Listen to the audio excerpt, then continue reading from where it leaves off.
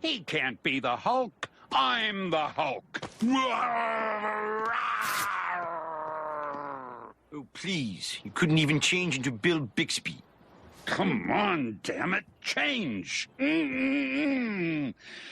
Forget it.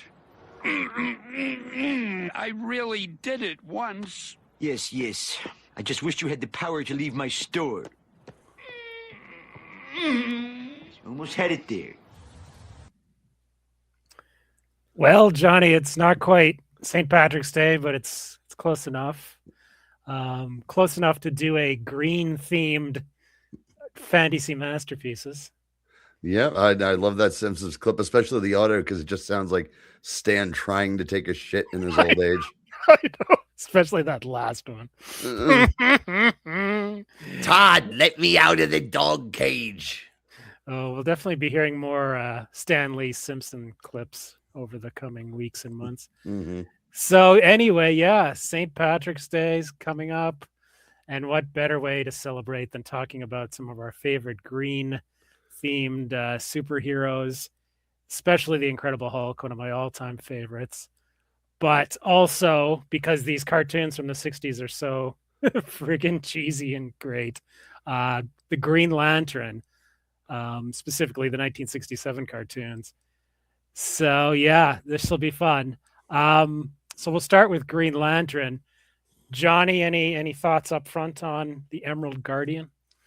I was always a big Green Lantern fan. Growing up, the character was super cool, great costume, so original. And then I even when I got into the Golden Age stuff, I loved the Alan Scott, the Golden Age Green Lantern, but and the comics, of course. But as far as these cartoons go, these were from the 1967, 68 Superman Aquaman Adventure Hour, I believe. Hour of Adventure. Hour of Adventure, yeah. Yeah. But they had everybody, these little short, cartoons of the Atom and Green Lantern and Hawkman and the Teen Titans and Justice League. We're going to be getting to all these, by the way.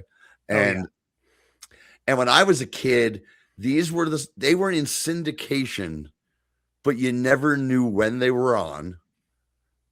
And it'd be and I remember feeling so lucky when I'd catch it. I'm like, oh shit, it's on. And being disappointed when it was an Aquaman, because there's plenty of Aquamans and plenty of Supermans, but they very rarely showed the Flash, Atom, Hawkman, or Green Lantern one. So, for instance, these three that we're going to talk about in a minute, I've never seen these before. And there's one of them, believe me, I would have remembered if I had seen it.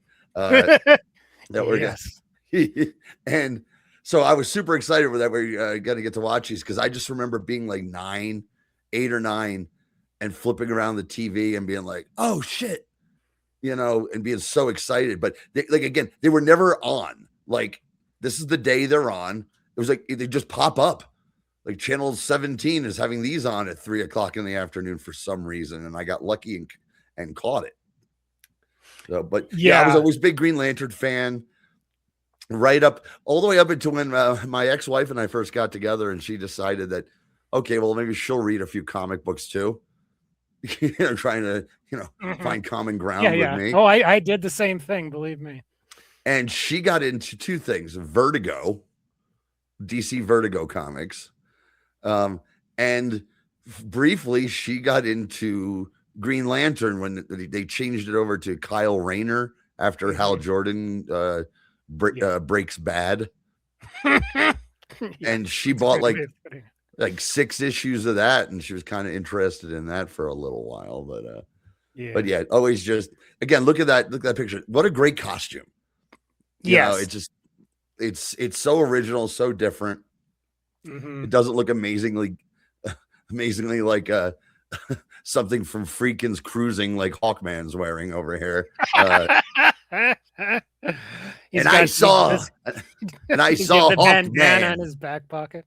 Yeah, I saw Hawkman at the pile driver at wing and jockstrap night. Yeah. Well, I mean, the Green Lantern mask definitely could fit in there. The Flash too, and who knows what you could do with the Atom? I was about to say,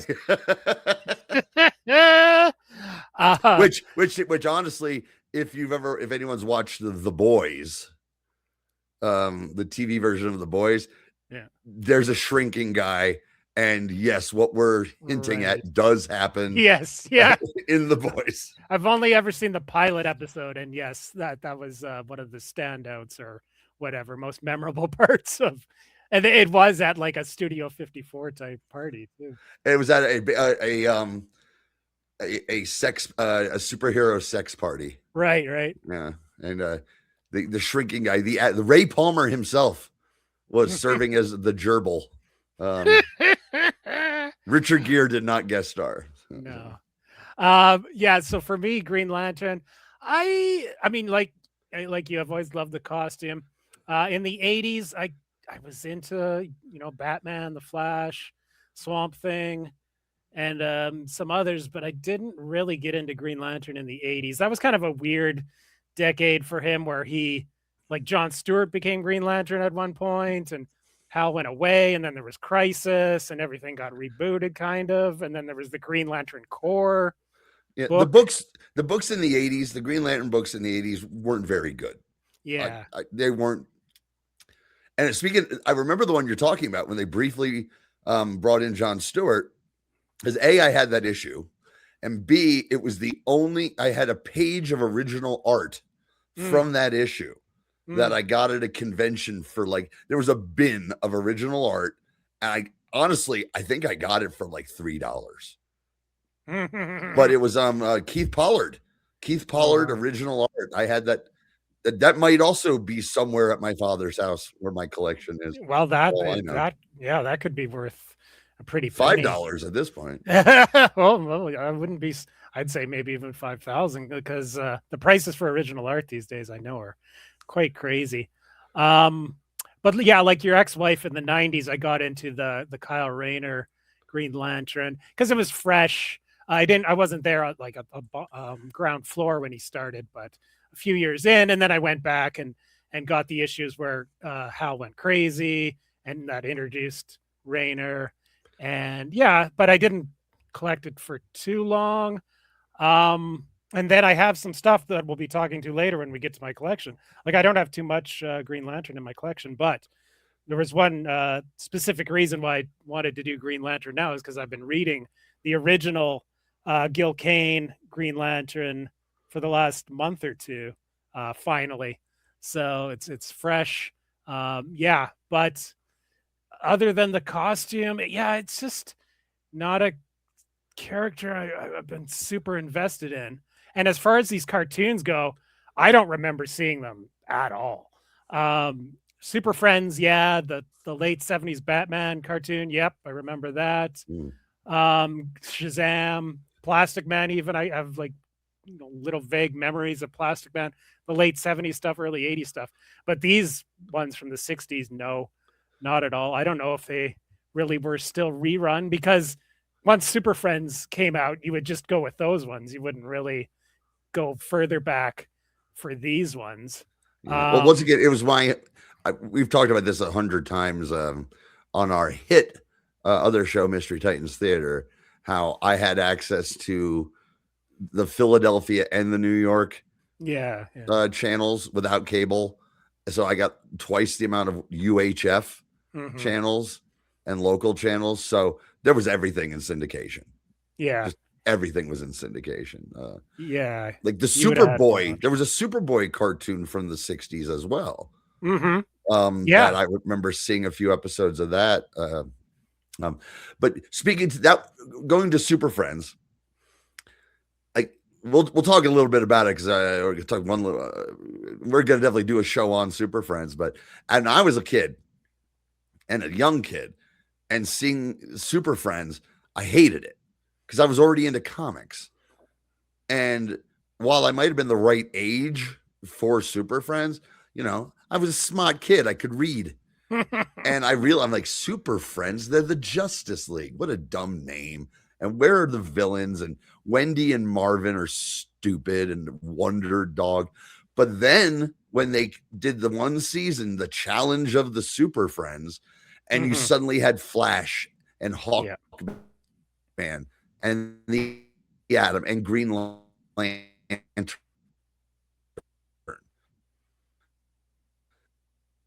And they were fighting the Legion of Doom, all the bad guys. And it was way more adult. Well, it wasn't. It was just as silly and stupid as Super Friends was. But at least you had Bizarro and, Toyman and Brainiac and Luthor and Cheetah and Giganta and all those. Right. Those are the ones I remember. I get more excited for Green Lantern because I was like, yeah, I don't remember the early, or I guess it was just the first season of Super Friends. And then they had a few-year break where I guess they reran the first season a lot. But I don't remember the ones they did. Yeah. Oh, I saw those in rerun. I saw those in syndication because they came out in 73. So I would have been 3 years old. I'm not remembering that far back. Right. No, I think by the time I was, could remember, it had been around probably 1980 at the earliest. And I don't think they were rerunning the original Super Friends. I just remember the ones with the Power Twins and the international heroes that they brought in at one point and stuff like that. Yes, they brought them in. They were also, it was, instead of Black Lightning, they came up with a guy named Black Vulcan. And I never understood why they didn't just have Black Lightning. There was a rights issue. I just read this yesterday. Yeah, with Tony Isabella. For some reason, I guess if they would have used Black Lightning, they would have had to pay him significant money, or not significant, but more than he was getting as a writer, Oh, so they just created basically the exact same character and changed his name and put him in a onesie. Yeah, I know, silly. Yeah, Apache Chief. Well, Apache Chief was in Challenge of the Super Friends. Yeah. And I liked Apache Chief. I thought Apache Chief was cool, despite that it's very stereotypical. But I remember his magic word was "Inekchok," and he'd grow real big. And there was an Asian guy from Japan who I can't remember his nim. And I think just Samurai. Was it Samurai? I believe so. Yeah. Yeah, and there was I think a Hispanic guy too. I can't remember. Yeah. But that was the era of the 70s, where everything had to teach a lesson, and they were also going to make sure that there was representation, which is good. Yeah. But the cartoons themselves were, again, I'm speaking as a kid who was 11 years old going to conventions and asking John Byrne questions. So you were too smart for this kiddie crap. Yeah, a little bit. Well, it explains also why when in the early 2000s, when the Justice League cartoon, the Bruce Timm ones out of the Batman and Superman animated universe, it was Justice League 2 seasons, and then it was Justice League Unlimited 2 seasons. And great stuff. I go back and watch those all the time. They are so good. So good, and have all the characters. But in there, Green Lantern is John Stewart. Yep. Mainly because, and this was, I remember arguments I was either part of online arguments arguing about comic books. Yes, that's me. But I remember back in the day, people being really upset that they brought Hal Jordan back and made him Green Lantern again, because there were a lot of people who grew up with Kyle Rayner. And the idea was Hal Jordan is a boring character. There's nothing to relate. You can't relate with Hal Jordan. He's a good-looking test pilot. And for a long time, he didn't have much of a personality. But I really think the Neil Adams Green Arrow, Green Lantern books really fleshed him out as a character originally. And so that was the same thing for the Flash when they they're like, oh, the good thing they got rid of Barry Allen because Barry Allen's boring and Wally West isn't. And I was like, well, if you actually read the Flash comics, especially the ones from the 70s and the late 70s, they're fleshed out, and he is fleshed out as a character. And they, not to get off on the red and not the green, but I mean, those books got weird and dark when they killed Iris. They kill his wife, and he gets in a fight with the Justice League. I remember I had these issues, and he's fighting with Green Lantern because in the comics they're supposed to be best friends. And remember him saying he's telling Green Lantern to bring his wife back from the dead. Yes, and he's like, I've seen that ring do things that you can't imagine. Why don't you help me? And it's really like, and this was still when DC Comics and comics in general were like, this is for kids. This is kids stuff.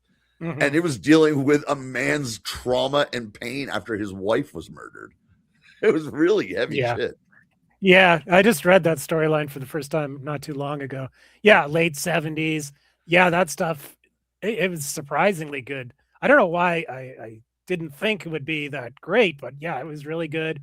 And then the following stuff with when Carmine Infantino came back. Yeah, I had all those. Yeah, I still have that whole run. They built up to Flash killing Reverse Flash, which was an even bigger deal, and then the whole trial and all that. But yeah, we're kind of going a little off the rails here. So we'll go back to the 60s, and you talked about the bland characters or how people thought they were boring. In the 60s, yeah, they were definitely boring.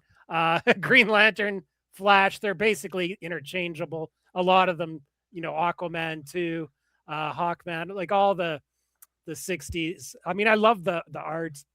I love the whole vibe of the Silver Age and all that DC. But yeah, there's a reason why Marvel was like such a, major explosion of whatever. It was like, wow, because these guys actually have personalities. And it's not just superhero A and superhero B and everybody was friends. But it's fitting that they would eventually be called the Super Friends in that cartoon because they were, in the 60s especially, they were all buddies. There was no disagreements, no arguments or anything. And it's from this, backdrop that we get these cartoons. The first was The New Adventures of Superman in 1966.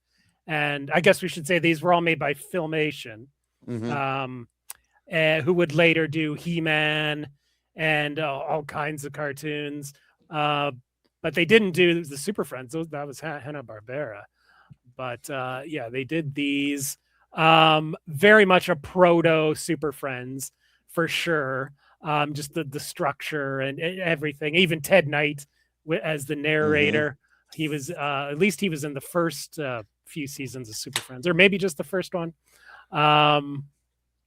So yeah, you had New Adventures of Superman, then Superboy that you mentioned was next, and then you had the Superman Aquaman Hour of Adventure. It's funny that Aquaman got such like high billing here. And then when they did the Super Friends, he was part of the team, whereas Flash and Green Lantern and Hawkman were only kind of like guest stars at first, right? I don't even know if they actually guest starred. The only guest stars that I can remember from that first season were Plastic Man and Green Arrow, and we're going to talk a little bit about that because he's green. Yeah, but Aquaman had a higher, in the cartoons he was treated with more respect than he was in the comic books. Pretty much. And well, I think it was because they showed them so often, the Aquamans, and I think it was because the animators were having fun with it because like him and Aqualad are riding seahorses like horses, and Aquaman had this weird power where he could make water balls and throw water balls underwater and shit. And whenever he would, I'm summoning his finny friends, and the animators got to do all those fish and stuff. And just, it seemed like maybe the animators realized that it could have a lot more fun with Aquaman being an underwater character. Yeah, that's what I figured too. The water angle was more appealing. So let's get to Green Lantern. We're gonna have plenty of time in the future to talk about all these other characters, all these other shows. It's a teaser for the other shows. teaser. We got to get laser focused here on the 3 episodes of Green Lantern, and in particular the Sirena, Queen or Empress of Evil episode. I think is the one that deserves the bulk of the conversation here. Yes. The other 2 were, So Johnny, you want to take it away on? Yeah. So there were 3 Green Lantern cartoons. The actor who does the voice of Green Lantern was named Gerald Moore, who appeared in more than 500 radio shows, 73 movies, and over 100 TV shows. I'm not going to even begin to try to list them all, but for our purposes, he also voiced Reed Richards in the 1960s Fantastic Four cartoon. Cool. He died in 1968, so this was like one of the last things he did. Yeah, I was just reading this on Wikipedia earlier. He went to Sweden to film maybe it was a movie or a TV show, I can't remember, and then he ended up dying like days after they finished filming, and he's buried in Sweden. They never brought the body back to the States. And as far as other voices go, yes, of course, Ted Knight is your narrator. But Evil Star, Cairo, the Guardians, and every other voice you hear are done by Paul Frees, the legendary Paul Frees. Couldn't, if I was going to sit here and run down Paul Frees' career, we'd be here for 4 hours. Paul Frees is on the Mount Rushmore of voice actors alongside Mel Blanc. Yeah.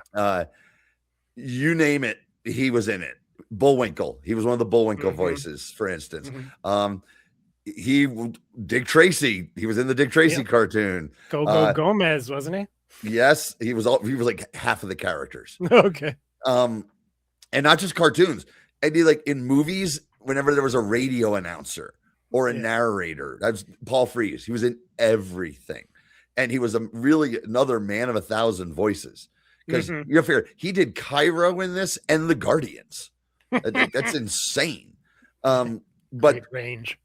But I think what most people would remember Paul Frees from is Paul Frees was in every single one of those Rankin Bass Christmas specials.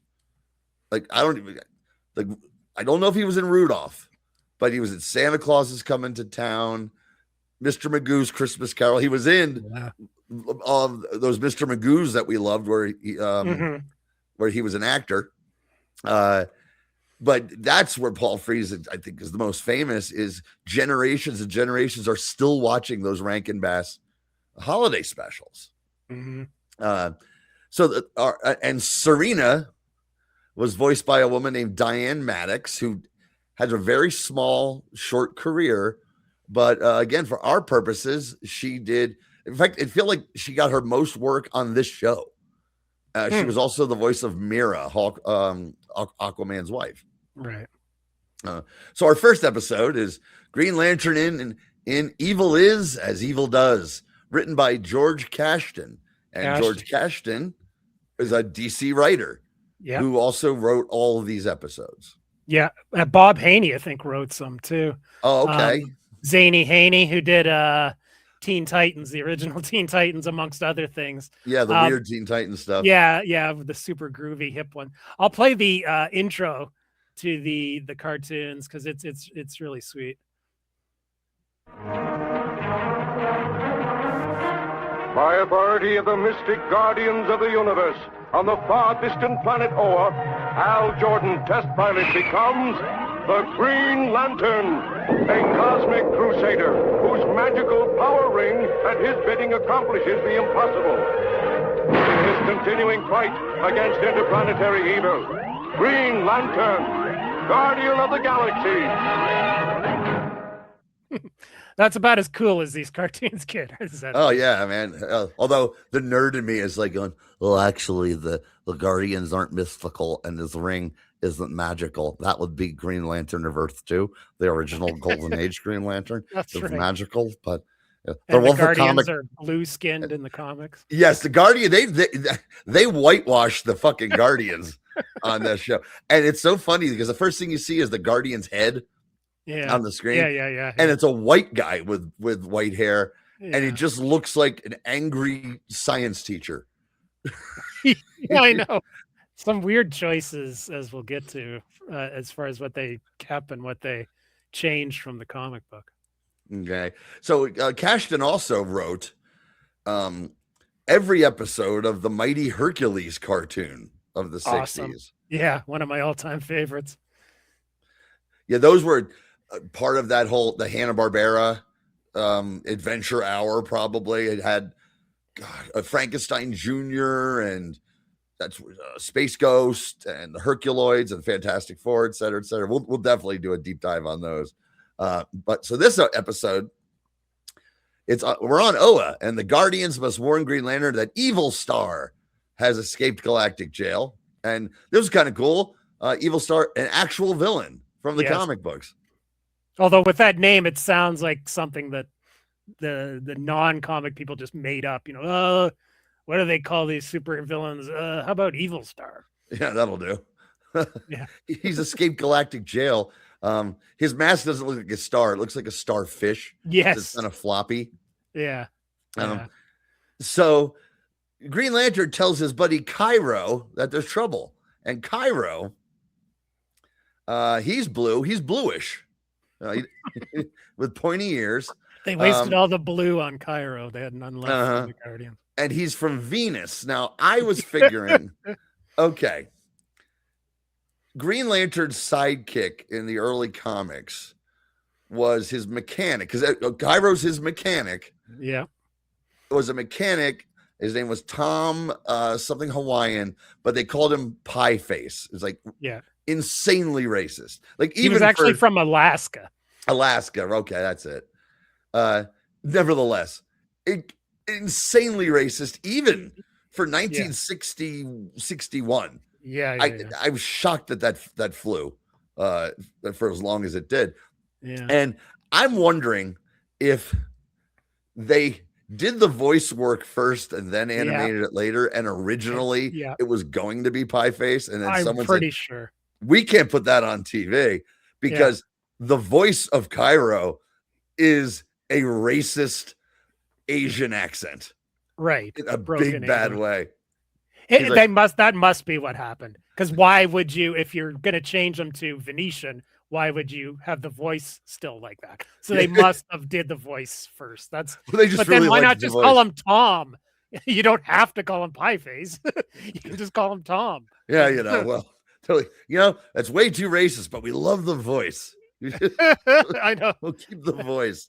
He's got pointy ears, come up too. With a character like Cairo that didn't exist in the comics. They came up with an alien character. But of course, DC being DC, and as things go where people like to find obscure characters and use them, Cairo shows up in Batman Beyond, the cartoon. Really? Cairo is Green Lantern of the future. Interesting. He's not Venusian. He's an Asian kid who was picked to maybe be the Dalai Lama. And when he reaches in to the bag to see if he's going to be the Dalai Lama, he pulls out a Green Lantern ring, and he becomes the new Green Lantern of Section 2814 and part of the future Justice League in the Batman Beyond cartoon. Oh, that's interesting. Yeah. Well, I remember seeing that character, but of course, I didn't put two and two together until I did a little research. And I was like, oh, that's crazy. But you definitely see a lot of that in DC in like recent years. We're like, let's find the weirdest, most obscure character and like introduce them into the comic books. Right. Well, since we're talking about Cairo, I do have a clip, but it's not from this episode. It's from the Sirena episode, but still, you'll understand. Oh no! They've taken him prisoner. Oh All boy! You get.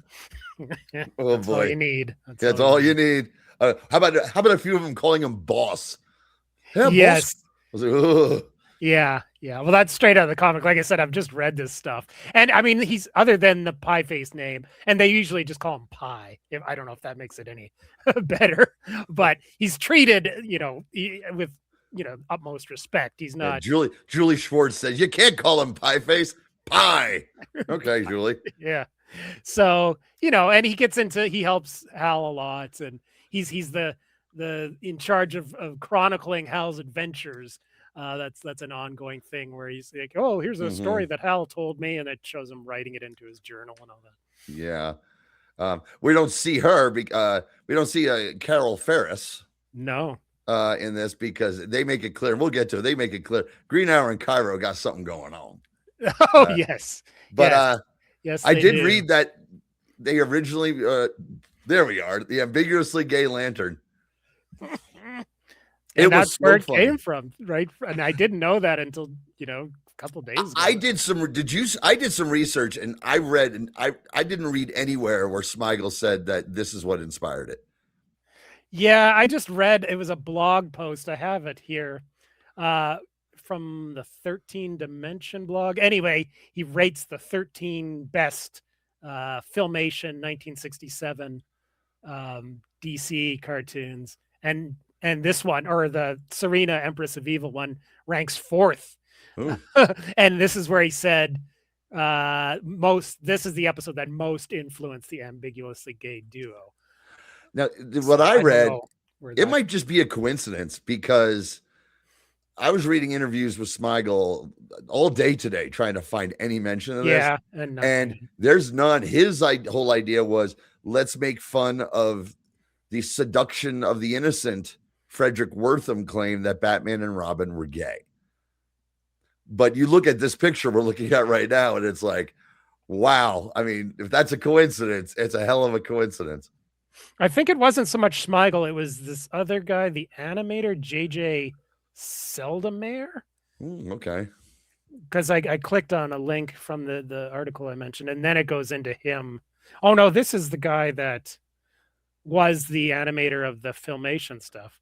Anyway, I don't know. But I think it's too close to be a coincidence. I think that must be where they got that from. Perhaps. So Evil Star attacks and freezes some cops and lifts a building, and Green Lantern responds with a big green fist. Not a lot of originality what Green Lantern can do with that ring in these. It's boxing gloves, fists, and tongs, and tunnels. So Evil Star takes off for Oa, and Green Lantern tries to charge his ring, and his charging lantern isn't working until Cairo, being a mechanic, gives it a whack. Yeah, this is what I do to the radio sometimes. Isn't that where the TV is? Yeah, it's how his transistor radio, he says. Right. Wow. So he's off to Oa with Cairo on his back. Green Lantern frees the Guardians. Evil Star steals the Green Lantern's ring, and Cairo gets it back for Green Lantern, of course. And Green Lantern catches Evil Star and puts him in a test tube, and that's the end. Yeah, not much. Our second episode is Green Lantern: The Vanishing World. And so Hal's flying around in what appears to be a tuning fork as Cairo gets kidnapped by Stan Stasiak as playing a guy named Org. With those sideburns? Yeah, it looked just like Stan Stasiak. Got the heart punch ready to go. And so Cairo, I had to rewind this 3 times, and then I had to put on subtitles. Because I would swear Cairo was called him bastard. What are you doing, bastard? And I'm like, what the hell? It was Buster. Buster. But with the Venusian accent, it sounded like bastard. Oh no! They've taken him prisoner. It's tough. It's very thick. So apparently there's an asteroid that the Guardians use as a jail, and it appears once a year. Right. And Org is going to spring all the bad guys to work for him. And so Hal returns to what Ted Knight refers to as his dormitory quarters.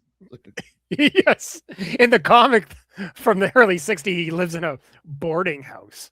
It's like, I guess you didn't get much money for being a test pilot back then. Test pilots didn't pay that.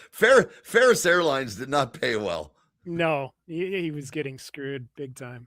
Well, I mean, he was screwing Carol. So eventually. And the ones I'm reading, it's still at that, I think I'm in love with Green Lantern and Hal. I've got to wait for him. She was, I think I read Gil Kane modeled her after Elizabeth Taylor. Yeah, or also his wife. that he used. There was also Gene Loring in The Atom that Kane drew. Looked pretty much identical to Carol Ferris. I just figured it made sense because she has she turns into Star Sapphire and she's Violet, and Elizabeth Taylor with the violet eyes and everything. Yeah. It's I've got a red yarn board over here. So Hal gets a message from the Guardians about what's going on, and he says, "Great meteors." All of these have everyone has an expression that is like has something to do with them. Like all of his are space. Yes, like that's taken straight from the comic of the time. Great meteors, and we get half of the Oath, half of the Green Lantern Oath. I know. It's only a 7-minute show. They can't fit in the whole Oath. I know. I can't believe they half-assed the Oath, because the best part is the beginning. In brightest day and darkest night. We don't need that shit. Get to the point. And in the last one, he can't even be bothered to charge his flipping ring. Yeah. The last one, he's like, "No time to charge my ring. I'll just say half the Oath and fly away." I'm like, it's right there in your dormitory quarters, dude. I know. How long could it take? Lazy. So Org frees these cons, and it's a regular Con Air situation going on up there. Do we even see the supervillains or these villains? It was about 8 aliens that all looked exactly the same. Okay, because at first I thought, oh, cool, we may see some, Green Lantern villains, and then by the end I was like, I don't think they even showed us anything. No, they showed it was a quick shot of like 5 identical aliens. That would have been me when I was 9, going, what? Where's Sinestro and the tattooed man and the shark? The shark. What are the other Green Lantern villains? I'm up to issue 17, and Sinestro's been introduced, and he comes back every 2 issues. And Star Sapphire was just introduced in number 16. But really, there isn't too many. It's all just always friggin' bank robbers every time. They're not great. Tattooed Man I thought he was my favorite. I thought that was a cool character. Yeah. With his magic ink and can make his tattoos come alive. I thought that was pretty cool. Yeah. So Cairo has been tied up in Creature Valley. Apparently there's a Creature Valley on this prison planet. And GL arrives and a monster whacks Cairo with his tail. Like, boom. And the monster grabs Green Lantern, carrying him away despite using a boxing glove. Then Cairo does a flying flip drop kick out of nowhere. He's like a fucking AEW wrestler. Yeah, he's like Rey Mysterio Jr. or something. Yeah. And that'd be, you know how Rey for a long time, every WrestleMania would have a superhero themed costume? Yeah. This year it's going to be Cairo. You and I are going to be the only ones who get it. Yeah. And then a snake gets Cairo, and Green Lantern uses a beam tunnel to get the snake to blast in the monster's face. And I was like, and I was thinking, this is about as sexual as this cartoon is going to get. And hell no. Just hold on. The Green Lantern stops the ship with tongs, tosses it, tosses it onto the asteroid as it disappears. And good job, Green Lantern. Now, our third, these are all 7 minutes long, right? It took me no time at all to write the notes for these first one. Yeah. And for all the like for Green Lantern, Flash, Teen Titans, Justice League, Hawkman, Atom, there was only 3 episodes each ever made. Now, this Green Lantern, Sirena, Empress of Evil. Now, I'm going to pull the curtain back a little bit. I watched this one last night. And I immediately started texting Kelly. Yes, he did. And I was like 50 seconds in, I'm like, dude, you need to pull this drop. And then it took me 40 minutes to watch a 7-minute cartoon because I was laughing so fucking hard and trying to write down every single fucking innuendo that was in this. Like, some of this had to be on purpose. This is too fucking crazy, and we'll get to it because this skinny green bitch on the screen, she is fucking horny for Green Lantern, but he wants no part of it. So Planet Sargasso is run by Sirena and her yellow Batmen. Now, remember this: yellow Bat guys. They have yellow ships. Yes.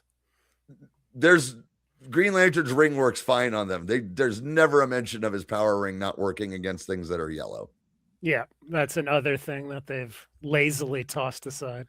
We don't need that shit. Look, we've only got a few colors to work with at Filmation. Although in the comics in the early 60s, it's used so often at first. It's, and it's in shoehorned into everything. Oh, no, he's wearing yellow shoes. I can't do anything.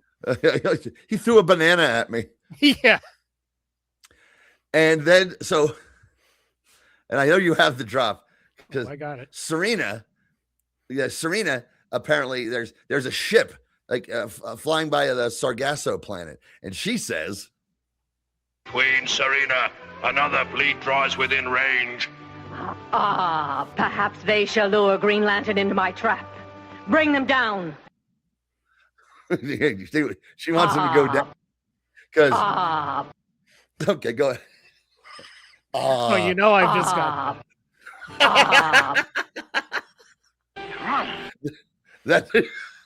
that's sticking around. And then Ted Knight says, weird emanations suddenly swirl out and snatch the craft. I'm like, Jesus Christ. It's like she opened up that pussy and it was bringing in that craft. But that craft has a guy named Joe on it, who's a test pilot, and Cairo, because that's who you're going to want to send on the test. The guy's name is actually Tom, which is it's Tom. Not Joe. They did use the name Tom, but not for Cairo. Weirdly. Okay. Hal is on Earth at headquarters on the screen because they're testing Tom, and that pussy pulls them in to the planet. And again, there's no time to charge, but there's time to say half the oath as he takes off. And Tom escapes, and we never see him again in the episode. That's it for Tom. One of the Batmen says to Sirena, he's like, "What should we do with this one, Cairo?" She's like, "Who cares? Let him run free. What harm can he do?" The very next scene, "Hi, Green Lantern," as he yeah, on the whole planet. Green Lantern just happens to land right beside Cairo, not even trying, not even knowing. Yeah. And Cairo points out the machine that's causing these strange emanations. And we find out later, Sirena calls it her electron magnawave apparatus. And I was like, yeah, my wife had one of those too. And it looks like one of those salsa dip platters that's shaped like a sombrero. Yeah. And it really hammers it home when Cairo says, "That's it, boss. They use it to brings down the chiefs," meaning ships. He says chiefs. I was like, Chiefs. Yeah, you do put chiefs inside the dip dish. And but Green Lantern, he's not having any of that because he takes it out with his ring and says, "We'll see how it likes a little bath in green heat." I was like, ooh. Kinky. Bathe in my green heat. This is the horniest cartoon I've ever seen for children in my life. Because all the buildings on Serena's planet look like dicks. They all look like dicks. This is hornier than heavy metal. Green Lantern fights the Batman. And then Sirena opens up a device that was honing in on Green Lantern's brain waves and sends a bat bird creature down the beam that whacks Green Lantern in the back of the head. It's the funniest thing. It just gets it kind of like goes, "Oh shit!" Just like, what the fuck? That was her big weapon, flying a bird into Green Lantern's head. And then, you'll tell us what happens. Oh yeah, the Batman gets the ring. Yeah. We cut to Green Lantern. He's in a prison cell with 2 guards and his ring on a little table right in front of him. Yeah, right convenient. In front of him. So we cut to the Guardians who are helpless as Serena's fleet is approaching because I guess there's no Green Lantern Corps in this. No. So they send a message to Cairo, the young Venusian boy, and tell him where Green Lantern's being held. Like, is this necessary? Now, this weird lizard bird is flying around, and he's friendly now. Yeah. And he's Cairo's pet, who's named him Beepy. No, I think Beepy? Is it Beepy or Pee-Pee? Okay, I'm glad you said that because I wrote down Pee-Pee as well. It's Beepy, but with the Venusian accent, it sounds like Pee-Pee. Yes, like, it does. No, Pee-Pee. Okay, well, this is sick and horny. They're fucking doing water sports on this planet with little fucking birds. Yeah. And so they find Green Lantern, and Beepy goes in and saves the day.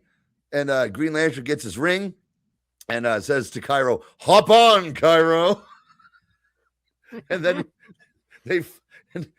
Cairo mounts Hal Jordan in a loving way, and they take off. And he uses not just one, but like 6 boxing gloves. He's given hand jobs left and right to the Batman. And then he ties them all up in what he calls my beam bundle. And I'm like, I don't even know. That even sounds sexy in this one. And they get back to Earth, and Cairo's like, "Can we keep Pee-Pee?" And he's like, "Yes, I think he'd be a great mascot." And I'm like, someone had the idea, like, okay, if this takes off for series, we need a Beepy. We need a wacky, a space pet for him to have. But sadly, no. I'd like to see if they bring back Pee-Pee in DC. Yes. Yeah. Anyone can bring back Cairo, any hack, but a true genius will bring back Pee-Pee the bird. See if Jeff Johns can bring back Pee-Pee. No, he's not that good. Yeah, these cartoons were laughed crazy. I am not Kelly. So everyone, again, everyone who's watching the show, thanks again. But literally last night, when Kelly and I were texting as I'm starting to watch this, and I said, "Okay, Sirena wants to fuck Green Lantern." Kelly texts me back, "Too bad he's not into guys, and not into chicks, not into chicks." And I text back, "Oh yeah, the ambiguously gay lantern." And this is before I'd even seen that clip. And Kelly immediately sends me that picture that he just had up, and I laughed for a half an hour. I couldn't stop laughing. I was going back to watch the show, and I look over at my phone. I'd see the fucking picture, and I'd have to pause it. I'd just start. I haven't laughed that hard in so long. So I highly recommend seeking out Sirena, Empress of Evil, for anyone. It's on YouTube. Yeah. And it's so goddamn funny. So before we move on, within the same universe, Green Arrow, who eventually becomes Green Lantern's partner, does appear, like I mentioned, in one episode of Super Friends. And I've seen the clip, and he's driving around in a jungle in a green Jeep. And his catchphrase is, "By Robin Hood's bow." I'm pretty sure he never said that one. No. He's voiced by an actor named Norman Alden, who had a huge career in Hollywood. He was Johnny Ringo in the 1955 Wyatt Earp movie. He played Professor Frank Heflin in Electra Woman and Dinah Girl in the 70s, which I think we'll probably get to at some point or another, because it's superheroes and it was on Saturday morning in the 70s, and that's the show's mission statement. He also appeared as Lou Carruthers, the owner of the coffee shop in Back to the Future, and he was the colorblind cameraman Bill in Ed Wood, one of my all-time favorite movies. Cool. And again, he was Aquaman had a number of voices. Marvin Miller, who was one of the voices from our Dick Tracy episode, was Aquaman. And but so was Norman Alden, and he also did Plastic Man in Super Friends as well.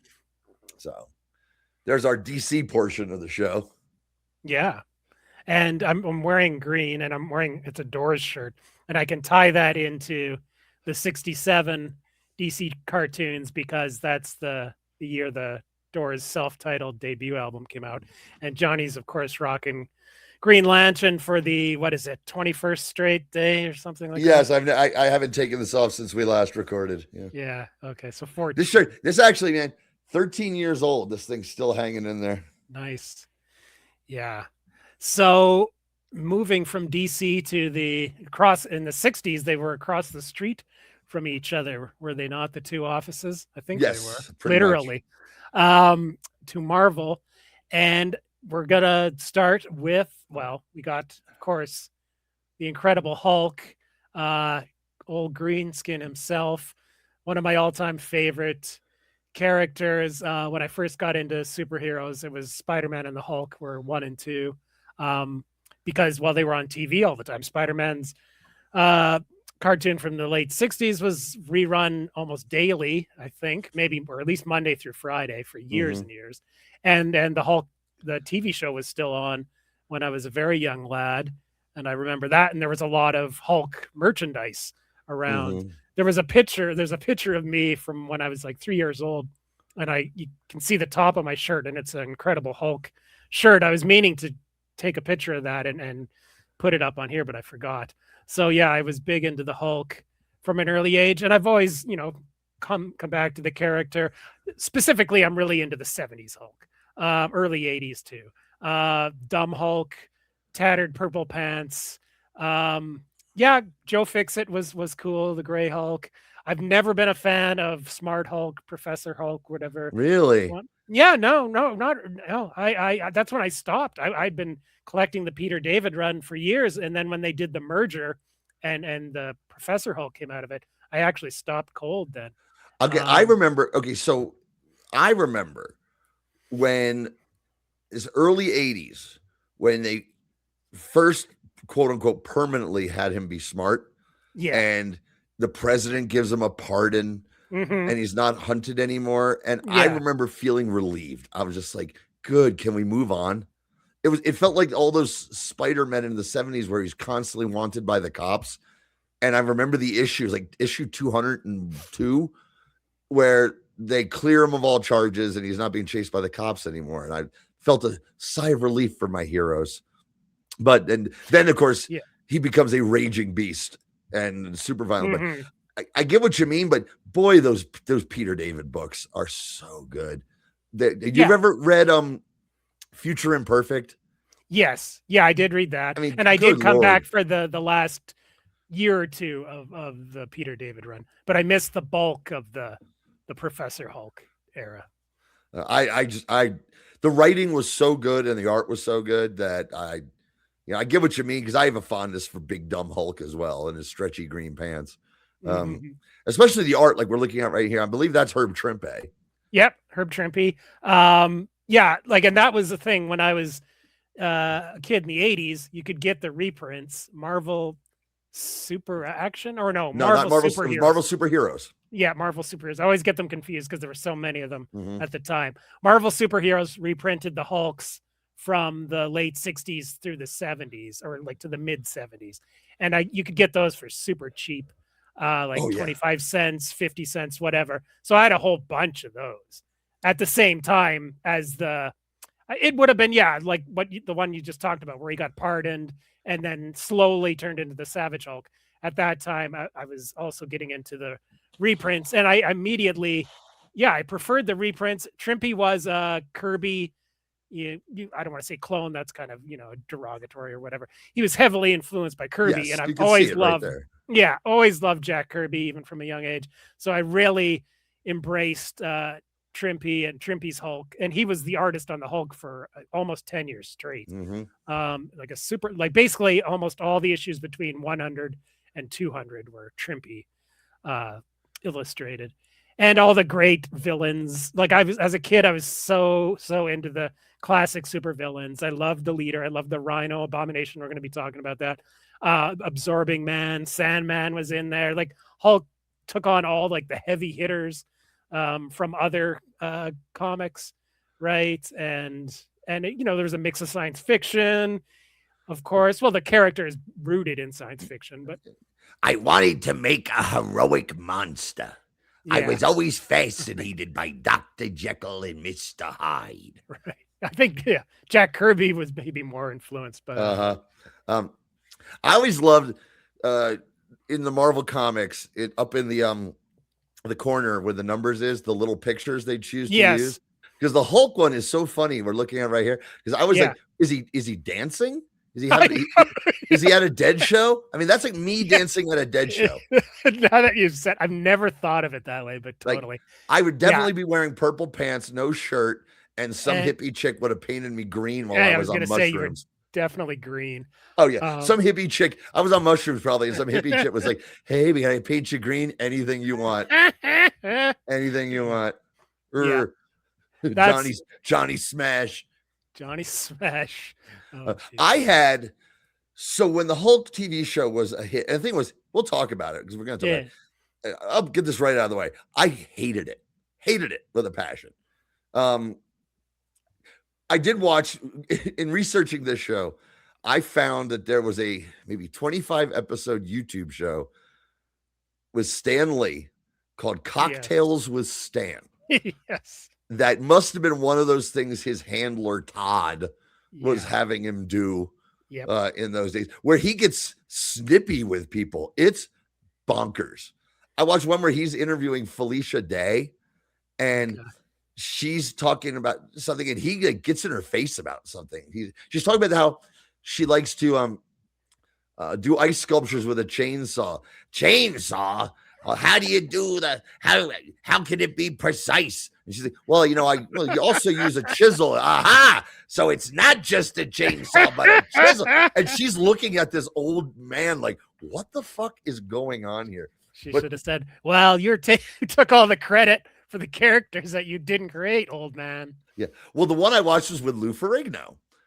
And it's 8 minutes long. And it's funny, in the beginning, they pretend they don't like each other. And then he's my best friend. But Stan says the funniest fucking thing. He's like, and Bill Bixby really got it right. And the producers got it right because the Hulk was only in the beginning and the end. And nobody noticed. And it was on like, I noticed, Stan. But I didn't fucking watch it. Yeah. It sucked. Where's the leader? Yeah. I'm like, again, I'm 10, 9. Yeah. Where's the leader? Where's the Abomination? No, not a single super. We'll get to it. We have more to talk about. Right. But real quick, what I was going to say was 70s TV show. When that show was such a hit, Marvel put out in the 70s, late 70s, they put out these little black and white digests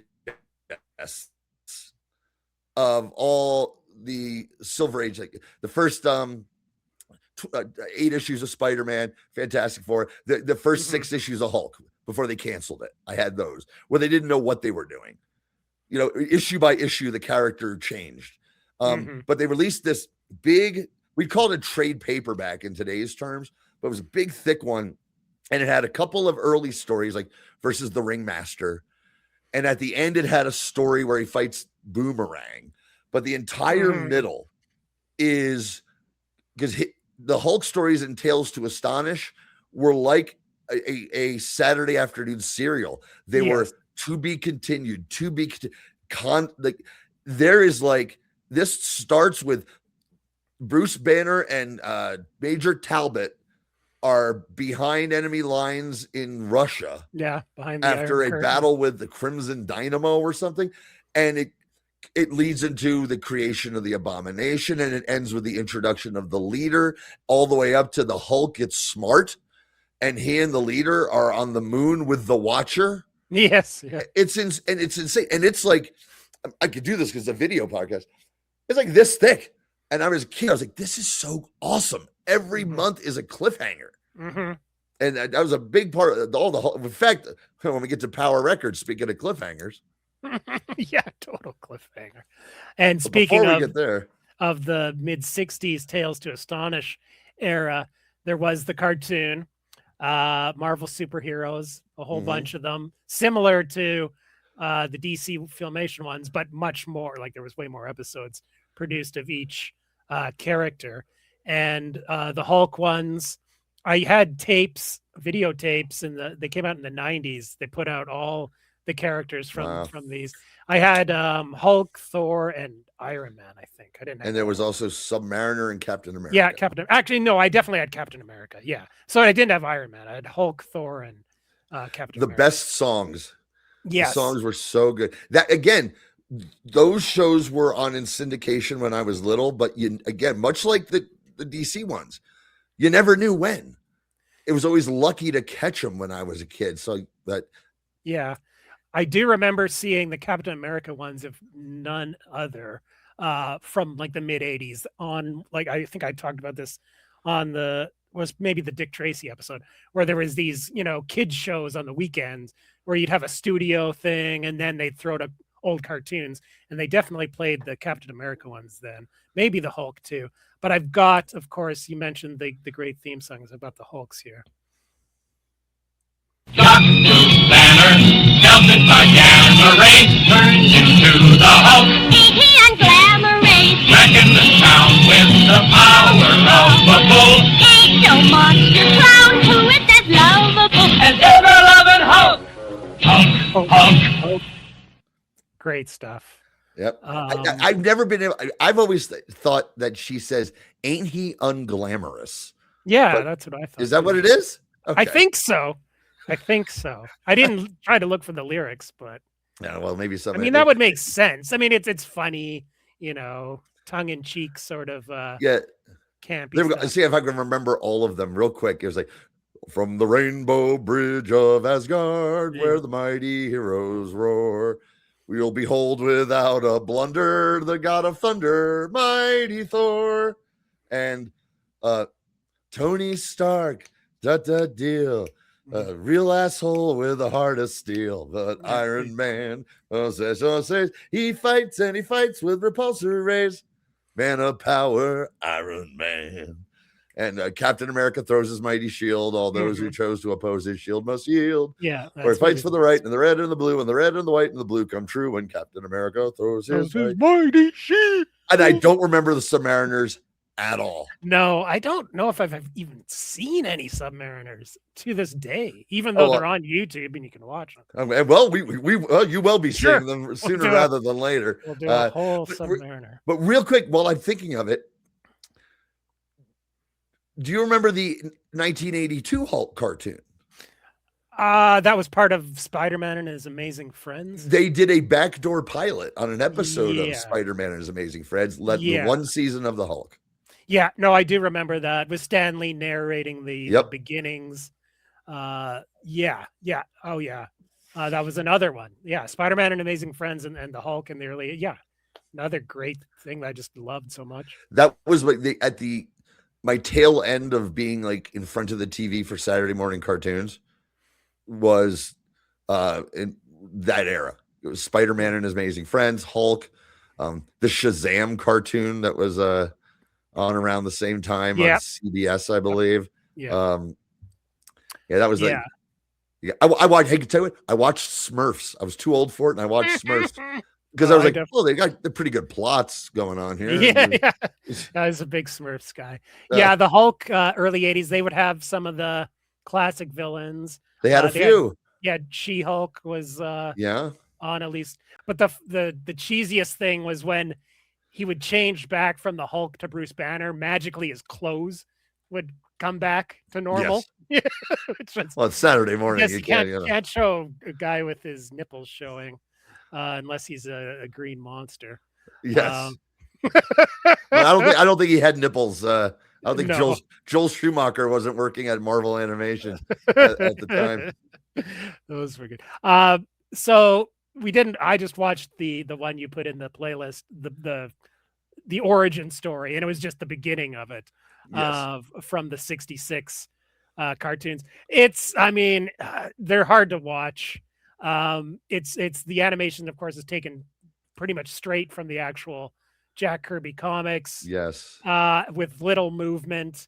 I loved it when I was little. Like I recognized. Yeah, I didn't mind it definitely when I was little. Yeah. Well, no, again, I was an animation nerd even then. I realized this was limited, but the fact is, I also knew this was the actual art. Yeah. And I was like, that's so cool. I loved it. It had a very Clutch Cargo sort of feel to it, right? Yeah, with the lips moving, but nothing else.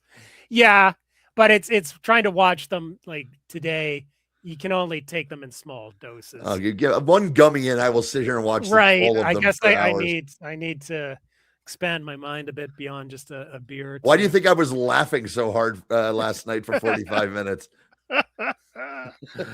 Yeah. So no, we'll dive deeper into the Marvel superheroes in the future. But before we get to the clip from the TV show, I wanted to play this song by the Traits called Nobody Loves the Hulk. Yes, this is let's listen to this.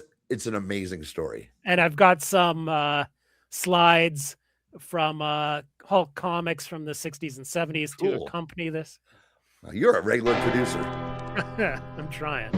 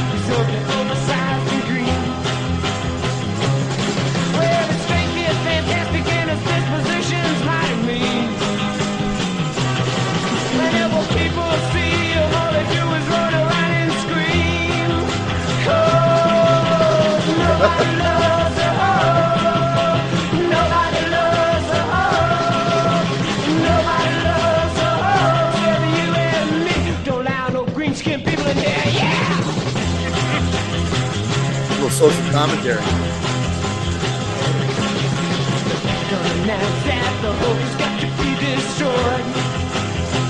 Did you read that one, Johnny? The Dory Funk Jr. reference. All they ever want to do is settle down and get employed. There we go. Yeah. Nobody loves a hoe. Nobody loves a hoe. Nobody loves a hoe. Except you and me. Don't allow no green skin. The Hulk's more of a Jack Disco guy.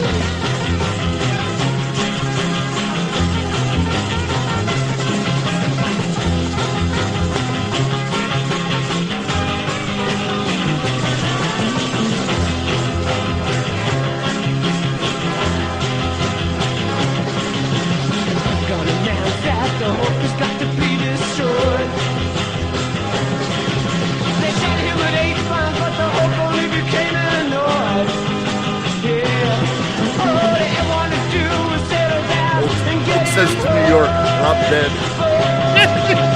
Nobody loves a hoe. Nobody loves a hoe.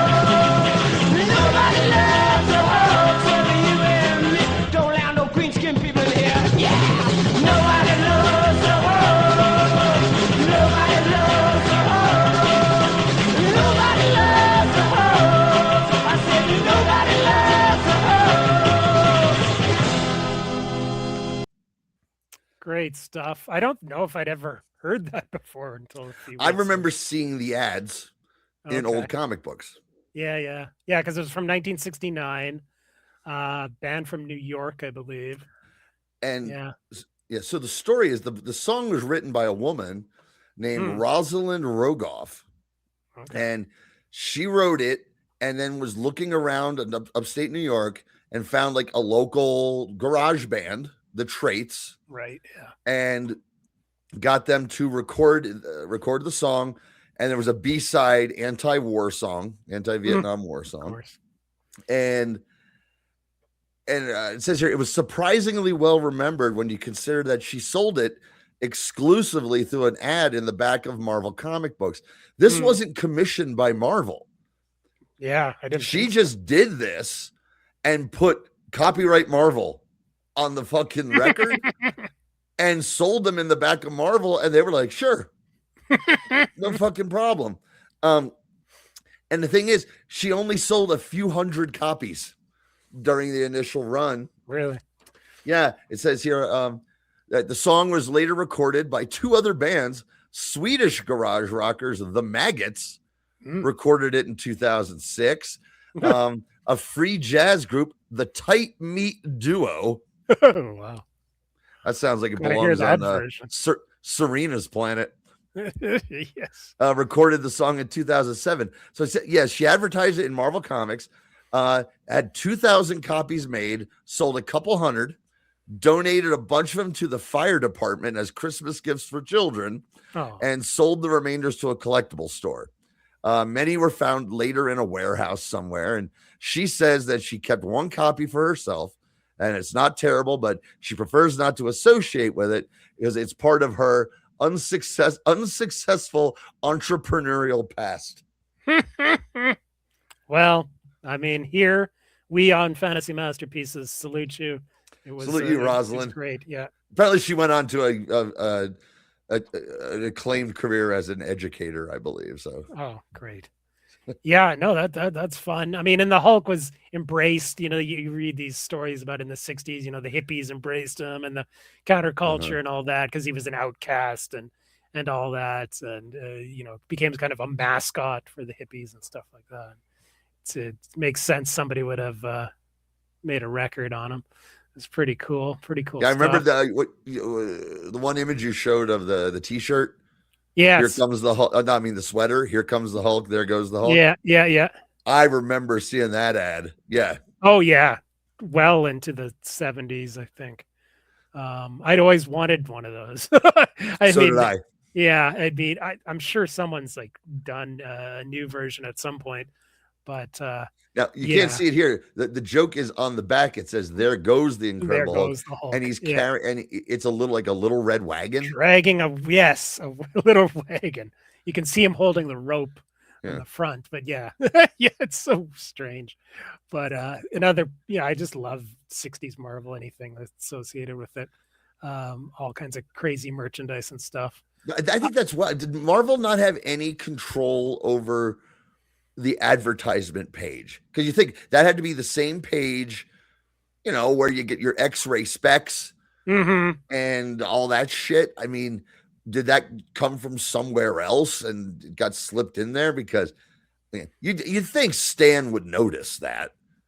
You know? Yeah, I know. Yeah. I mean, you mean the shirt, or do you mean the record? Yeah, the record. Yeah. No, somebody had to notice that. I don't know, but it was such a, fly by night business back then. Yeah. Still, and all the items that they sold were so cheap. I'm the one that got all the copies from the warehouse. Yeah, probably. And my bitch daughter stole them from me. Oh, my retirement fund. Yeah, Excelsior. Mix another green drink, Stan. I wonder if there's any alcohol actually in those. I don't know. Oh, dude, they're drinking on that show. Yeah. I'm gonna watch it. Each one is like 9 minutes long. There's a couple of extended ones. If they're all as awkward as these, God damn it, we're gonna do a show just on that. Yeah, we could. But back to Lou Ferrigno then. Yeah. And we'll get to just a little taste of the 70s, late 70s, early 80s show. I love this image. I don't know what episode it's from. It's the focus on that guy in the background. Yeah. And then the guy trying to place him, holding him back. Oh God, the guy holding him back looks like one of like the 12 Asian guys who were every background character on MASH. And the guy in the background, God, I wonder who that is. I kind of recognize him. He's a 70s that guy. Yeah. Viewer out there, Duke, if you're watching, I know Duke. You're watching. Travis, find out who this man is. So Johnny, you want to talk about it was from I have the exact date. Yeah, it was 1981. I know. Yeah, surprisingly late, because it if you watch this clip, it feels so 70s. The music is all in the background, so all 70s. disco, cheesy 70s. But this was actually the season finale of season 4. Yeah, the fact that it went 5 or 4.5 seasons. Yes, the 5th season was only 7 episodes. But yeah, but still, Yeah. Like I said, I hated this show so much as a kid because it wasn't anything like the comics. So I wasn't aware it was on as long as it was. It was a hit. Yeah. That's a hit. It was a hit show. I remember, God, it was in that book, the big trade paperback. Amongst the many things I hated. Number one, Lou Ferrigno's fright wig. Like the one here doesn't look that bad, but the one in Patterns is insane. They change his origin. Yep. And like there's no gamma bomb. He's in a gamma dentist chair. I know. Getting a cavity worked on. Yeah, you know, if you had just worn that lead thing that they put over you at the dentist when you get your x-rays, you know, no Hulk. And they changed his first name. He changed the name to David Bruce Banner. And the reason was, yes, at the time, Bruce in the 70s was considered a gay name. That's so stupid. There was and I remember that. Oh, I remember that completely. It was like on the Tonight Show, you're like Johnny Carson would have punchlines like, sounds like something for a guy named Bruce. Where did that come from? Like, I don't know. Who was the gay Bruce that started? I don't know. But in the intro to that trade paperback, Stan writes it, of course, and he includes that anecdote. And that according to Stan, he talked to the producers, and then they explained, you know, why they can't use Bruce, that it's too feminine. He didn't say gay. I remember that. He said it was feminine or something like that. And his answer, now when I read this when I was 10, I was like, yeah, you tell him, Stan. But get his answer. He's like, and I said to them, well, look, Bruce Jenner just won the decathlon. That comment didn't age very well. Of all the ones he could have pulled on. He's on the Wheaties box. There's nobody more manly than Bruce Jenner. For crying out loud, there's no one more butch than Bruce Jenner. But again, there's, like you said, there was no villains. I think at one point there was an old Hulk. There was a two-parter, like an old Hulk, but it suffered from everything of late 70s, early 80s TV, where I'm like, okay, it's all just gangsters. It's all bank robbers. Okay, the Spider-Man show, which was the Hulk show, at least had like Bill Bixby, you know, is a good actor and it was well shot. The Spider-Man TV show was terrible.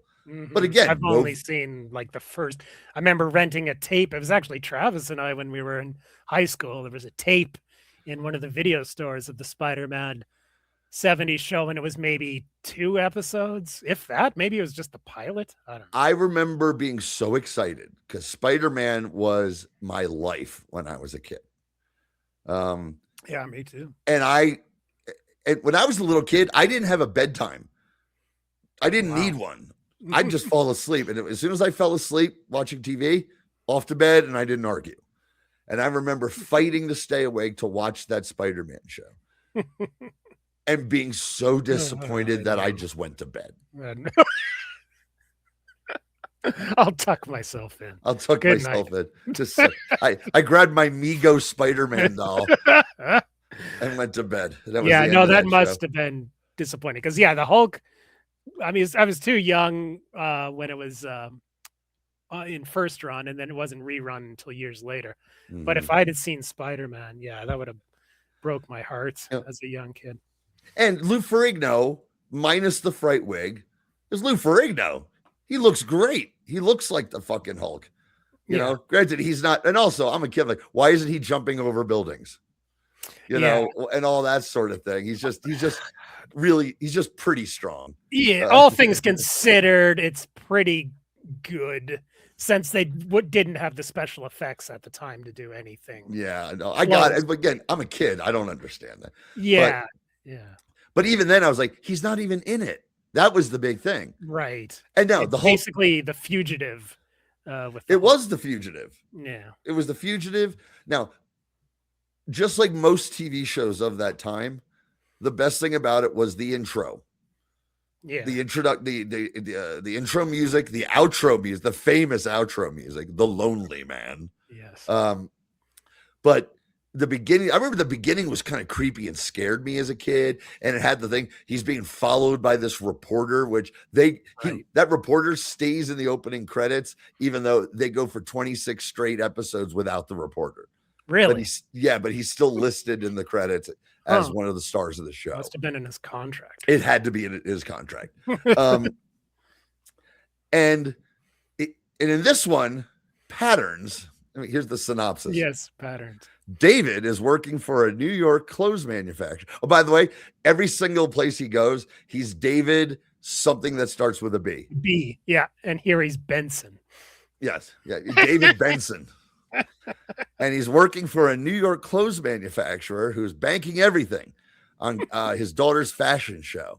And a couple of loan sharks start using force to get their money back. So I just found the end. That's all you needed. It's when the Hulk's there. Yeah. And these bad guys come in and they start roughing up this old man, and they take David Bruce Banner and they kind of electrocute him like in the lights. Yeah. And he falls into a bundle of clothing because he always has to hide. That always happened. As soon as I saw that last night, I was like, oh yeah, they always conveniently had some of fabric to fall on. And you see his eye turn green. Yeah. And out comes the Hulk, and he beats up the bad guys, and he chases them out onto the runway in the middle of the fashion show. Yeah. And his big Hulk move is the two bad guys are on the runway. The Hulk very slowly lifts up the runway and tips it over kinda, and they fall into someone's shrimp cocktail. Yeah. And it's treated like he just lifted the Empire State Building up or something. Yeah. And then he's off to save the day because the young girl is trapped in the warehouse where there's an arsonist who's going to burn it down with her in it, and the Hulk saves the day. Yeah. And so this is the perfect synopsis of why I hated the show when I was a child. However, one thing we all know about me is I love a great that guy, in these shows. And I spotted him. He's the bad guy's main thug. He's one of the guys that gets tipped. I was going to mention this. Yeah. And if you're a Star Trek fan, you will recognize, exactly who he is as soon as his eyes bug out. As Robert O'Reilly is the thug, Sonny, in this episode. Best known on Next Generation and Deep Space Nine as Chancellor Gowron of the Klingon Empire, with his big buggy eyes, and he's like the greatest Klingon ever. He chews the scenery on that show so insanely, but it works 100% because he's a Klingon, for Christ's sakes. And one of my all-time favorite recurring characters in Star Trek history, Star Trek royalty, Robert O'Reilly. As soon as he walks in and his eyes bugged out, I'm like, Gowron! Holy shit, it's fucking Gowron! And I picked this one at random. So that was definitely the universe just working in my favor, that I just randomly. Well, actually, I saw the Hulk. David turns into the Hulk in the middle of a fashion show. I was like, well, this is clearly what we're going to talk about. Gotta watch that. And then Gowron's in it. I was so happy. Yeah, no, I'm not a Trekkie like you are, but I recognized him from. He must have been in a ton of. He's been in a ton of things. Yeah, always the silent, heavy kind of, wasn't he? I bet. I mean, I'd have to check and look. Yeah, but he's a great actor. I mean, he's so good on Star Trek and Deep Space Nine. Yeah, Worf eventually kills him, and becomes Chancellor of the Klingon Empire, but then passes the power on to General Martok. But that's another show. Yeah, that's a different show. Get Pete for that one, Johnny. Yeah. But we'll go back to when the thugs come in, because this is where I got this clip from, where David Benson is taking his job quite seriously. Very seriously. That's why I thought it was so funny. Is it just this temporary job where he's like got a clipboard, he's managing the backstage activities here. He found his true calling. Yeah, he found his true calling. He's really where else? He's like, only in the world of low-end fashion can I not get mad. Yeah. So yeah, I know that's what he thought, but What he thought. little did he know. So this is David Benson / Banner and the owner of the company talking backstage. This long Kiana gown, accented by rhinestones on the shoulder, the sleeve, and belt, is simple elegance for the evening.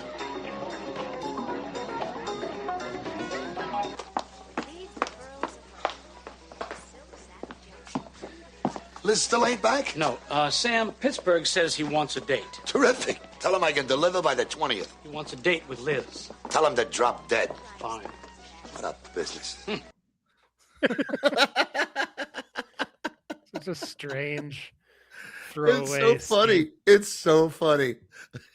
Yeah, almost makes me want to watch other old episodes to see how enthusiastic David Banner is for his job. He's a priest. He has to pretend to be a priest in one. I wonder if he gives. I wonder if he gives the Eucharist or molest does exorcisms or molests an altar boy. It's a living. He's fully invested in the role. Got to go all the way. There's no half measures in the priesthood, David. Oh, Jesus. Pun intended. So now let's get to the main event. We'll be talking about, I'm sure, the 70s TV show again, of course. But now to the main event, our first power record. Yeah, baby. Yeah. And this is, of course, a Hulk one. This is one that I had as a kid. As did I. But as I might have told you, I can't remember if I had the record. Okay. I definitely had the record. I think I got it like in the package and everything it was still in the toy section of a store. We could get them we used to have something called the Scholastic Book Fair. Right. The bookmobile came to school once a year and you could place orders. You could get them that way. I know they re-released this when the TV show came out. But yeah, I also used to get I would get bundles of old comics that my parents' friends would like give me and stuff, and I would just like, okay. And I might have had it without the record. Like looking right here, I want that Star Trek one, but I had the Hulk one and I had the Captain America one. I had the Fantastic Four one. And like I mentioned, I had a Spider-Man one, but that was a full album, but it had that story on it with the Lizard Men. Yeah. Yeah, and for those watching, all two of you who don't know, the Power Records, they were a book. You got the book, and it was a comic. Usually it was an actual comic from a few years prior. And then, of course, the record with the narrating all the text from the story that you played and you read at the same time. And that's it's educational. Educational, exactly. So I got, it would have been years. These first came out in around 1974, and I think it was only a couple of years, 74, 75, maybe 76. They did Marvel characters, as you can see. They did some DC, Superman, there was Batman. They did Star Trek, they did Planet of the Apes. They did, what else? Space 1999. But they were still available by the time when I was 5, 6, 7 years old, because I got the Hulk. I had a Batman one that I'll show you here. Here it is. This one. And this one's called a Peter Pan record. And it was the same company. Same company, yeah. Yeah. And this is definitely the one I have because I remember the Peter Pan symbol for sure. Same company, same deal, book and recording. This one with the man bat, it was very scary as a kid, the transformation.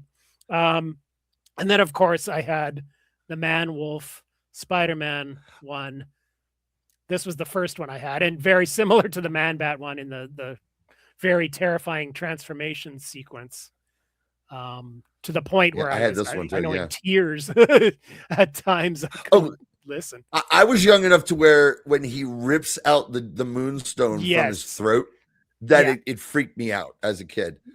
One thing you kind of see it here, and I noticed this as a kid too, because again, I was a comic book collector. They use all the original art and some of the dialogue. Yeah, but other times because it's Marvel comic, the dialogue is like it's like War and Peace, and you can always tell like they white it all out. Like you see Spidey here just saying fast, And Yeah. you could see where someone wrote in just very simple words for little kids. Yeah. Yeah, you can tell exactly where it's just one word in a balloon. That's where they edited out. They were so cool though. Yeah. Look Oh, at I that. know. Yeah. Look at Dracula just hanging out with Captain America there. Yeah, I know. Part of the Avengers, didn't you remember that in the 70s? Dracula and Frankenstein's monster. But yeah, I've been on the lookout for these. I'm sure I've come across them at flea markets and stuff. But now that we're doing fantasy masterpieces and talking about this stuff, I really want one. So I'm going on eBay. I'm trying to find. It's usually like the cheapest you can get for like a decent copy with the record is like $40 with shipping. For the Fantastic Four. Fantastic Four one seems to be the one that's least wanted or whatever. I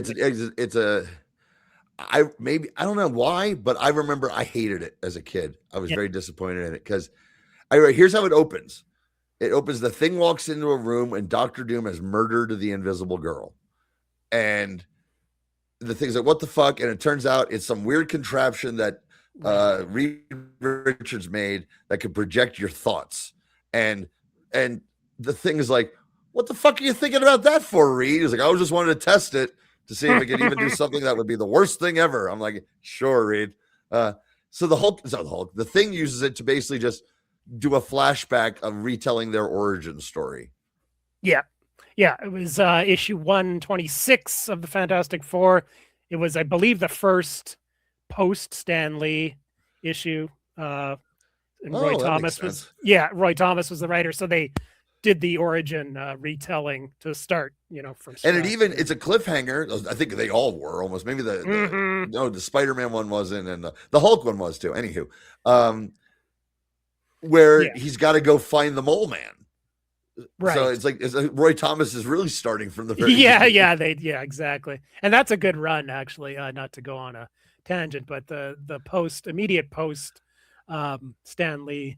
Okay, they're pretty cool. Okay, not to also go off on a tangent because I have to say this, I don't like those at all. I thought they were mean.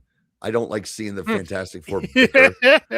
I don't like. I know, but there's some cool stuff. I love Thundra, the woman that comes to challenge. That was good. But I kind of puts a dent in his manhood. But the immediate issues, or maybe it was still Stan when they introduced the Overmind. Yeah, that was the end of the Stan. Right? Okay, that was Stan because I hated those. Yeah, those aren't great. No.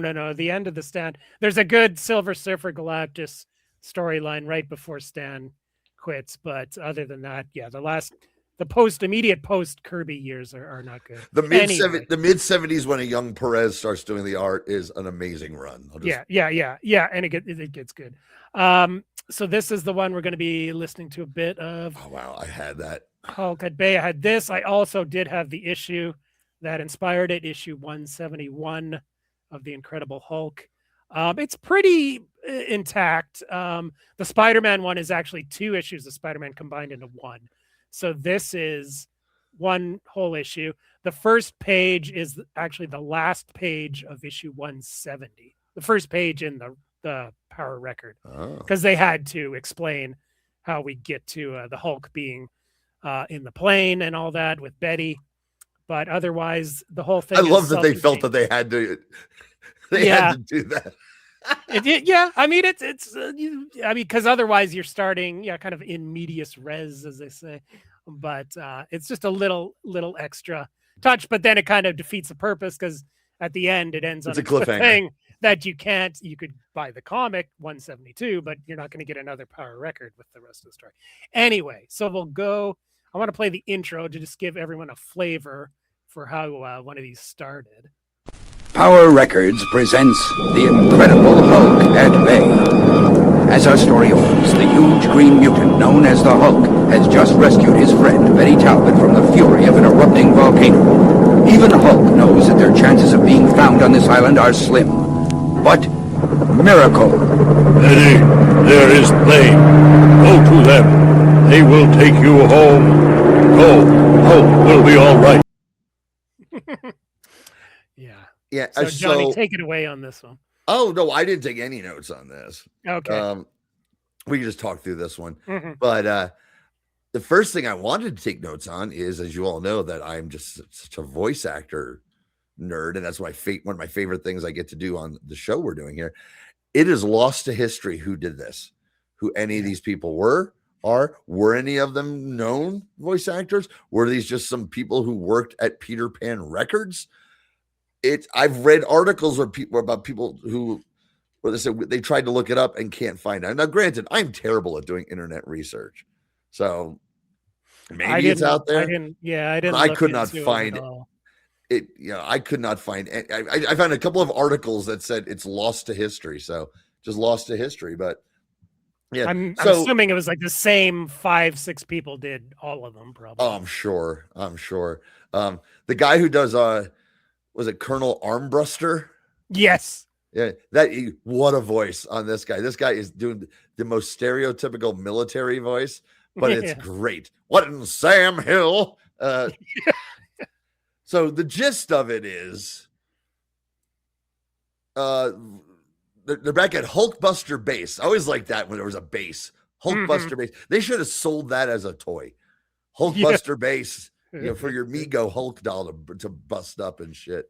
They're at Hulkbuster Base, and this is when they also introduced a lot of new characters, like Armbruster was a new character, and instead of Rick Jones, Jim Wilson was Hulk's sidekick. And when I first started getting Hulk comics, Jim was a character. Jim was his in the 70s. Jim still showed up every now and then, and Jim's riding around with his babe Talia,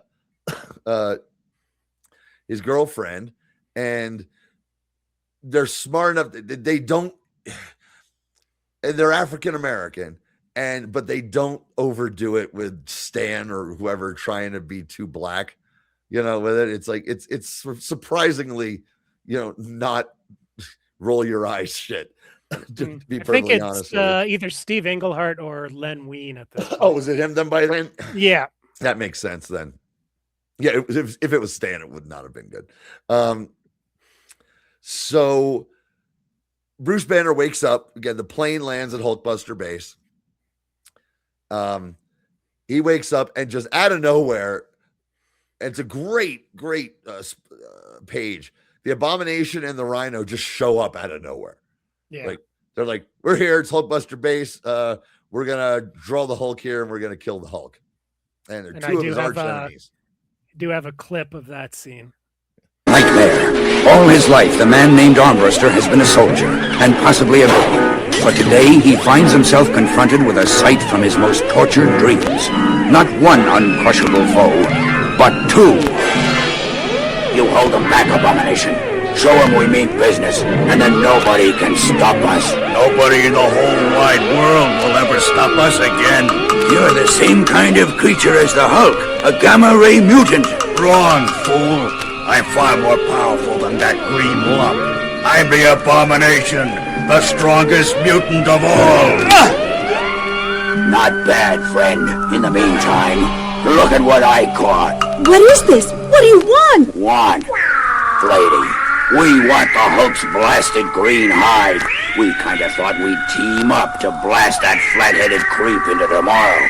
As soon as the Hulk shows up here, and we figure to get him here with all this Hulkbuster equipment, all of you and him are gonna be dead. Okay, that theremin in the background is fucking wild. Yeah, I know, it's the audio and the sound effects. That is some season 3 Star Trek, the original series, right there. Holy moly! The Abomination and Rhino remind me of this character a bit in that last part. I'm taking this bum out of the headlines. I'm rubbing him out. A little bit. That's basically a leftover from the Dick Tracy episode that I forgot to use, and I didn't want to waste it, and I was waiting for the perfect moment to shoehorn it in. I'm taking this bum out of the headlines. I'm rubbing him out. One of the great quotes from that fabulous movie. But anyway, back to Well, actually, the Abomination's supposed to be Russian, so yeah, I was gonna sound mention like- that. Yeah, no Russian accent. Him and the Rhino are basically exactly the same, probably the same person. But you're right. It was always cool that the Hulk, he had his own rogues gallery, but he had to draw from other rogues galleries. Yeah, and that was cool. In fact, the Rhino became one of his foes, Sandman. It's like how Sandman became a Fantastic Four villain. Mm-hmm. Yeah, Sandman was very versatile. Got around. But well, hell, come on. Everybody wanted a piece. Everyone wanted to get down with Flint Marko, even that crazy green bitch up on the Sargasso planet. Once he got that funky costume, the funky green costume, and he suddenly was smart. Yeah, but that he could turn knobs and it adjusted the power of the sand. Yeah, and he explains that he listened to the wizard. The wizard made it for him. But he also that he listened to the wizard and went back to school to learn how to do all this. Wow. And that's why he doesn't talk like the Sandman anymore. You notice when they do that in those FF books, suddenly the Sandman isn't like Flint Marko, the ex-con tough guy. Suddenly he's elocuting like the fucking wizard and shit. Like Mike Tyson after his prison. Yes, exactly. But real quick, speaking of villains who turn good and all that, I remember totally falling in love with those 2 issues of Marvel 2-in-1 where the Sandman becomes a good guy with the Thing.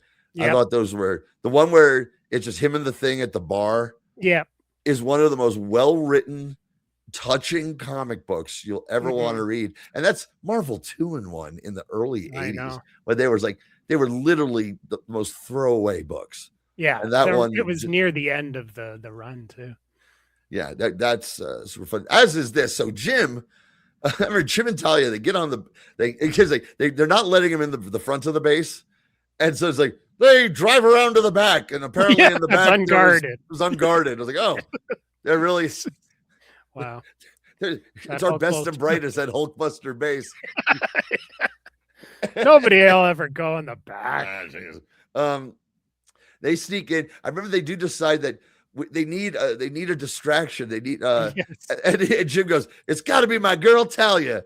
And she's like, "What the fuck are you talking about?" And I'm reading this where she's like, "What?" but I'm reading it and I'm agreeing with him. Like, why? Why does it have to? Why? Yeah. Can't it be you, Jim? Why does it have to be her? It doesn't make any sense.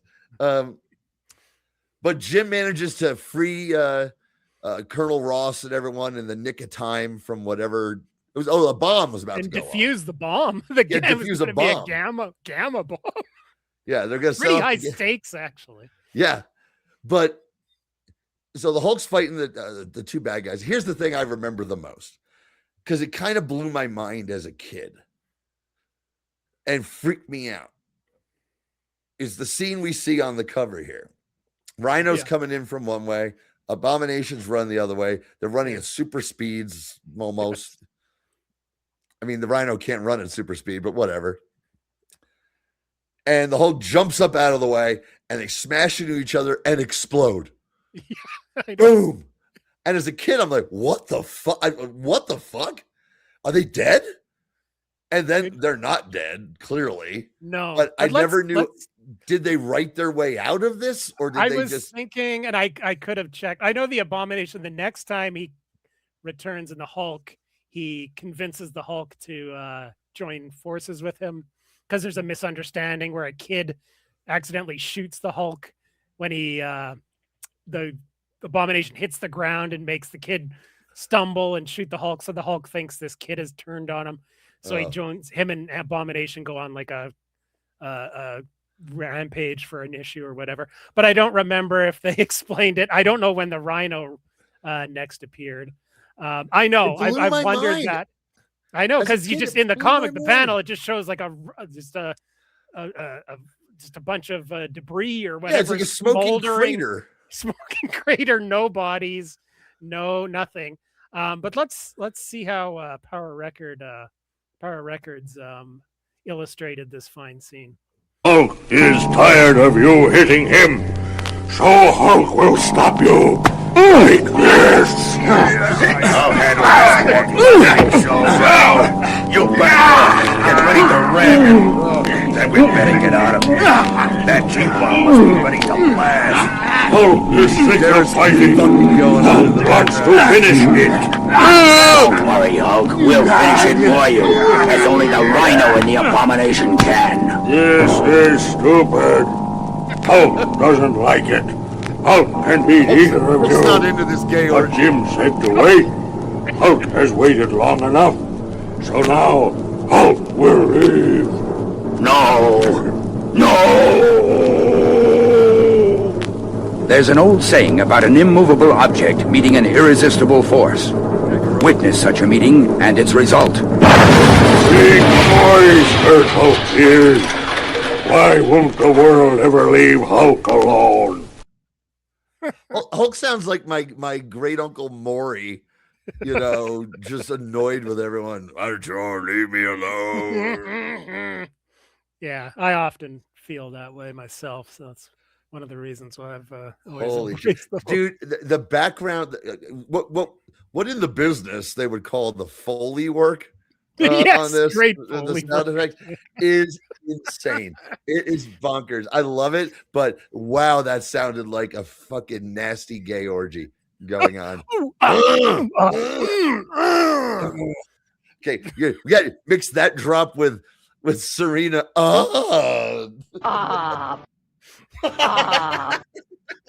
And a little bit of this. And then for good measure. Piranha. Piranhas. Some belching. Yeah, Oh that's boy. a good. That's my a good favorite. fantasy. That's my favorite part of the show is the sound drops. Yes. But yeah, but once again, this is one of those little pieces of pop culture that had an indelible effect on my childhood brain. I remember every second of reading this. I maybe listened to it, but who knows? More than likely I didn't. Or if I did, it was once and the record was lost forever. One of those things. But Yeah. the Hulk, the Abomination and the Rhino exploding. As a kid, I was like, what the fuck is this? And but again, the same thing with the Captain America power record. I remember it's Baron Zemo's son is the mysterious villain, and this is his origin story. He doesn't show up again until the early 80s. Yeah. Yeah. In that great run of Captain America at that time. And he becomes a major character to this day. And he's introduced in this one that they adapted as the Phoenix. They called him the Phoenix. Yeah, it's not I think we talked about this off air. I've read that whole run. It's a great run of Captain America, but that's one of the throwaway issues from it. But yeah. No, I think for this Hulk one, I definitely didn't care about the record. I was more just into the book with Herb Trimpe, and of course the Rhino's always been one of my favorites. Abomination. The cover was just yes, they're together. What a look at that cover. Yeah, how could you not buy this comic book or this power record? Yeah, so nostalgic, so just memories of my childhood here. We'll definitely be going into more power records. I want to get a physical one. Got to get at least one from my collection, one with the record, and one that I almost got the Monster of Frankenstein one off of eBay, but it had a chunk out of the bottom of the cover, and I was just a bridge too far. And you're like, "Fuck you, pal." Well, and his listing was brand new, undamaged. I was like, Did you leave a comment? Did you leave a comment? a nasty comment? I should have. You should have. No. As a professional collectible dealer and collector and host of the Fantasy Masterpieces show, sir, this is false advertising. Yes. But since we're talking about the actual comics, it's time for Kelly's collectible corner. Yeah, good time for some KKK, baby. The KKK took my baby away, the trigger away from me. The KKK took my baby away, the trigger away from me. Hey! Ho! Ho! All right. So for today, remind me to tell you someday about. I got to see the Ramones. Oh wow! I got to see the Ramones at City Garden in Trenton in 1989. Remind me to tell you that story one day. It's fucking great. That's awesome. Yeah, I'll tell it to you when I see you in 2 months, my friend. Yeah, it's coming up about 2.5 months. Johnny will be live in the city of Vancouver, British Columbia. So I don't have a ton of Green Lantern in my collection. Like I mentioned at the beginning, he was never one of my favorites, but I did mention I finally got into this bad boy. 500 nice. pages. I got this. It had to Are be those like, black and white? Yes. But they were super cheap. I got this for like $5. Oh no, I'm saying on my shelf, I've got the Fantastic Four one that covers when the Thing gets brainwashed into joining the Frightful Four, which leads into the Inhumans, which leads into Galactus, which leads into Black Panther. Yeah, I've got that. I had 2 of the early X-Men, all those, and they were. If you're like, hey, if you don't mind black and white, they're cheap, and it's some of the best comics of all time. Oh, that's so cool. Yeah. So DC's version were called Showcase Presents. Marvel was the Essentials. The Essentials, that's right. Yeah. So I have, I had used to have a lot of the Marvel ones. I pared that down a few years ago. Still have a few. I'm starting to get more of the DC ones lately, but this one I've had since like 2008 or so. It was in a bargain bin at a bookstore for $5. Yeah. $3? $5. $5. Shit, $5 Canadian, so that is like $3 for you guys. Well, not for long. It was only $9.99 US originally, because when they first came out, they were super cheap. Yeah, then they kind of bumped the price up a bit after that. That was the joy of these, because I remember first going, "Oh, no color." I'm like, "Look at this! This is 500 fucking pages." I know. And it's $9.99. Yeah, I'm buying the hell out of this. Yeah, great deal. Yeah, you get all this has the first 17 issues. Like I was saying, they're pretty repetitive and a lot of bank robbers and stuff like that. But I like how sleek the art is great. Yeah, well, that's it. Like I've told you a million times that like late 60s Gil Kane was not one of my faves. Like a lot of noses, but this Gil Kane, this Gil Kane, I love how Green Lantern isn't muscle bound. He's sleek. Yeah, very lean. Yeah, he's lean. Then I got this as volume 2. I got this about 6 years ago at a used bookstore. Nice. So I had volume 1. I was like, well, here's volume 2. Oh no, they'll know who I am without my little tiny domino. I know. Mask.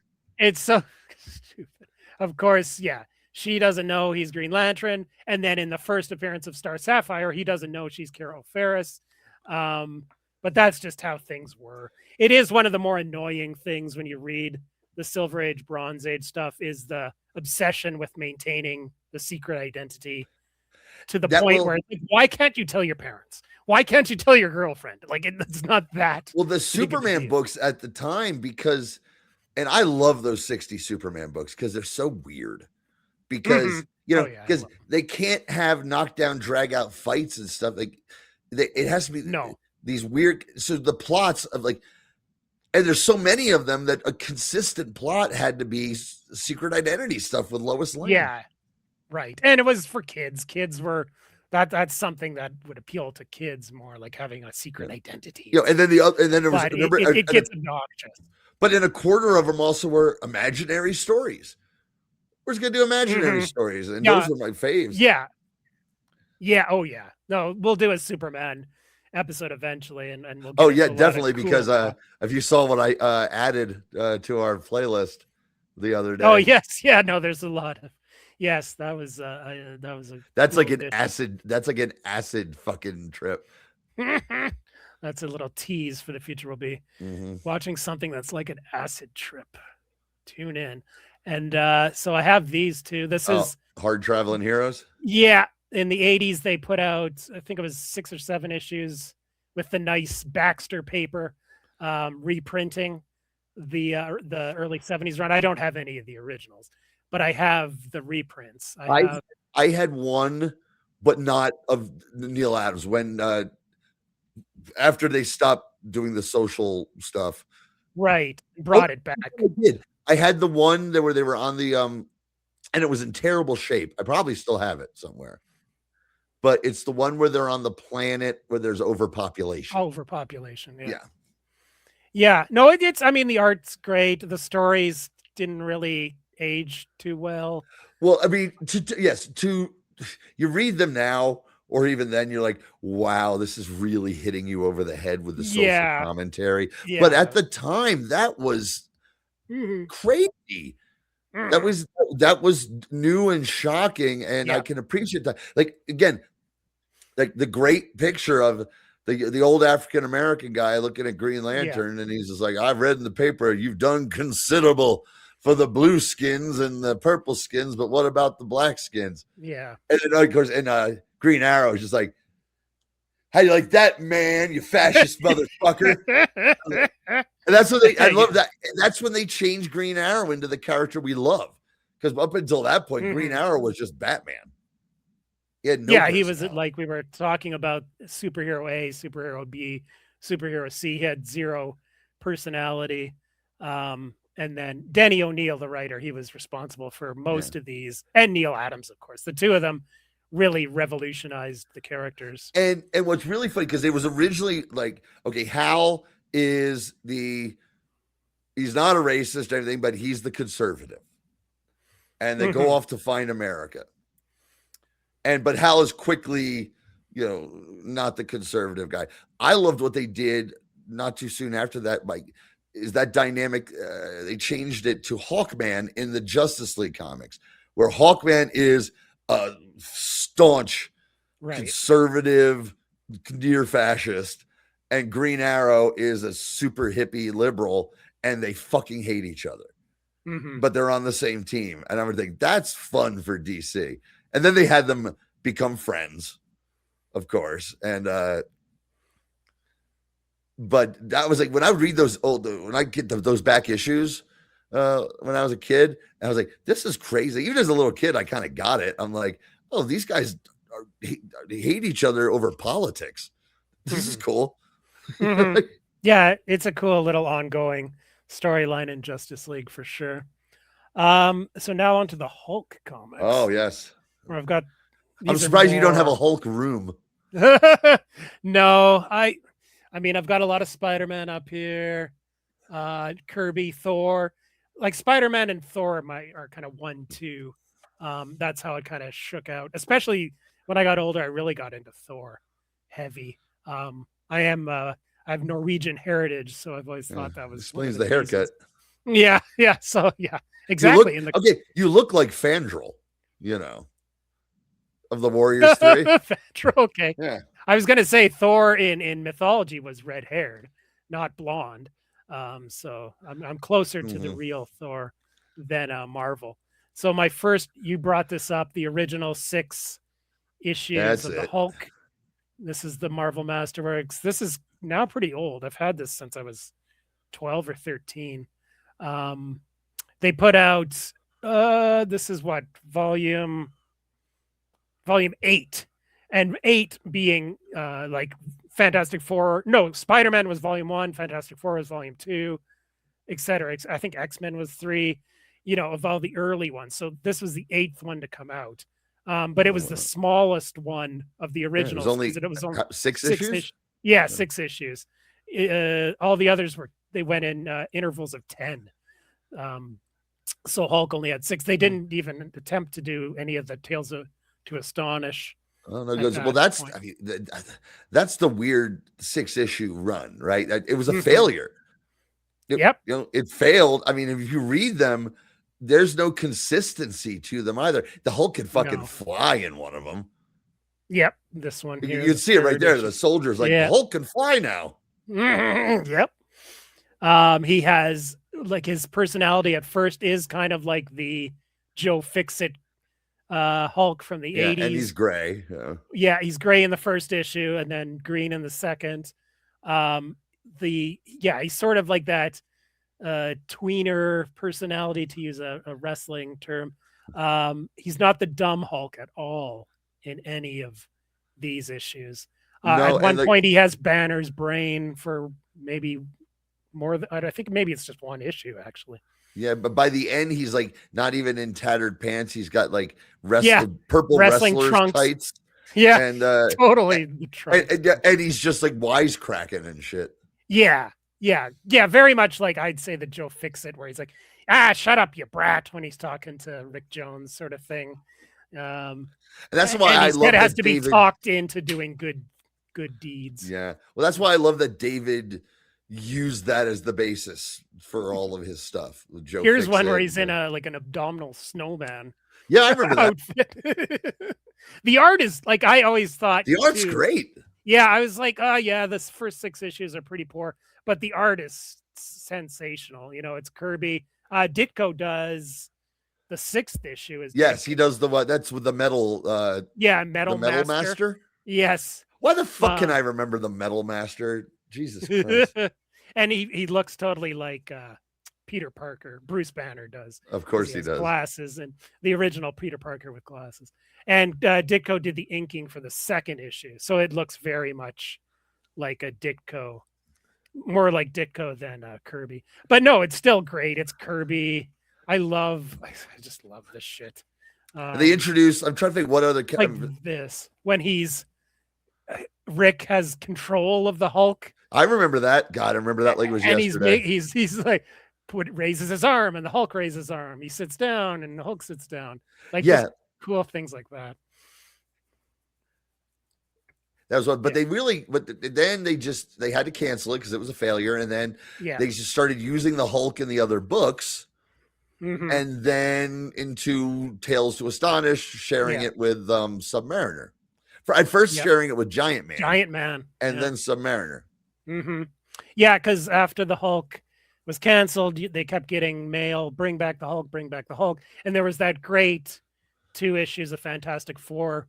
Not the first time they. The first one was number 12. Number 12. Yes, but it was a very much like a 2-panel fight between the Thing and the Hulk, whereas the issue 25 is like an issue-long brawl. Oh no, that one was also reprinted in some sort of paperback. Marvel put out one of those other ones, like Greatest Superhero Battles, and that's where I saw that 2-parter, and I remember that blew my mind because it's the Avengers, the Fantastic Four, the Hulk, and Thing fight throughout Manhattan, and part 2. The cover of part 2 where they're fighting on the skyscraper and every single character is on the cover is amazing. But yeah, the first one was in Fantastic Four issue 12. Someone's framing the Hulk for sabotaging a railroad or some shit like that.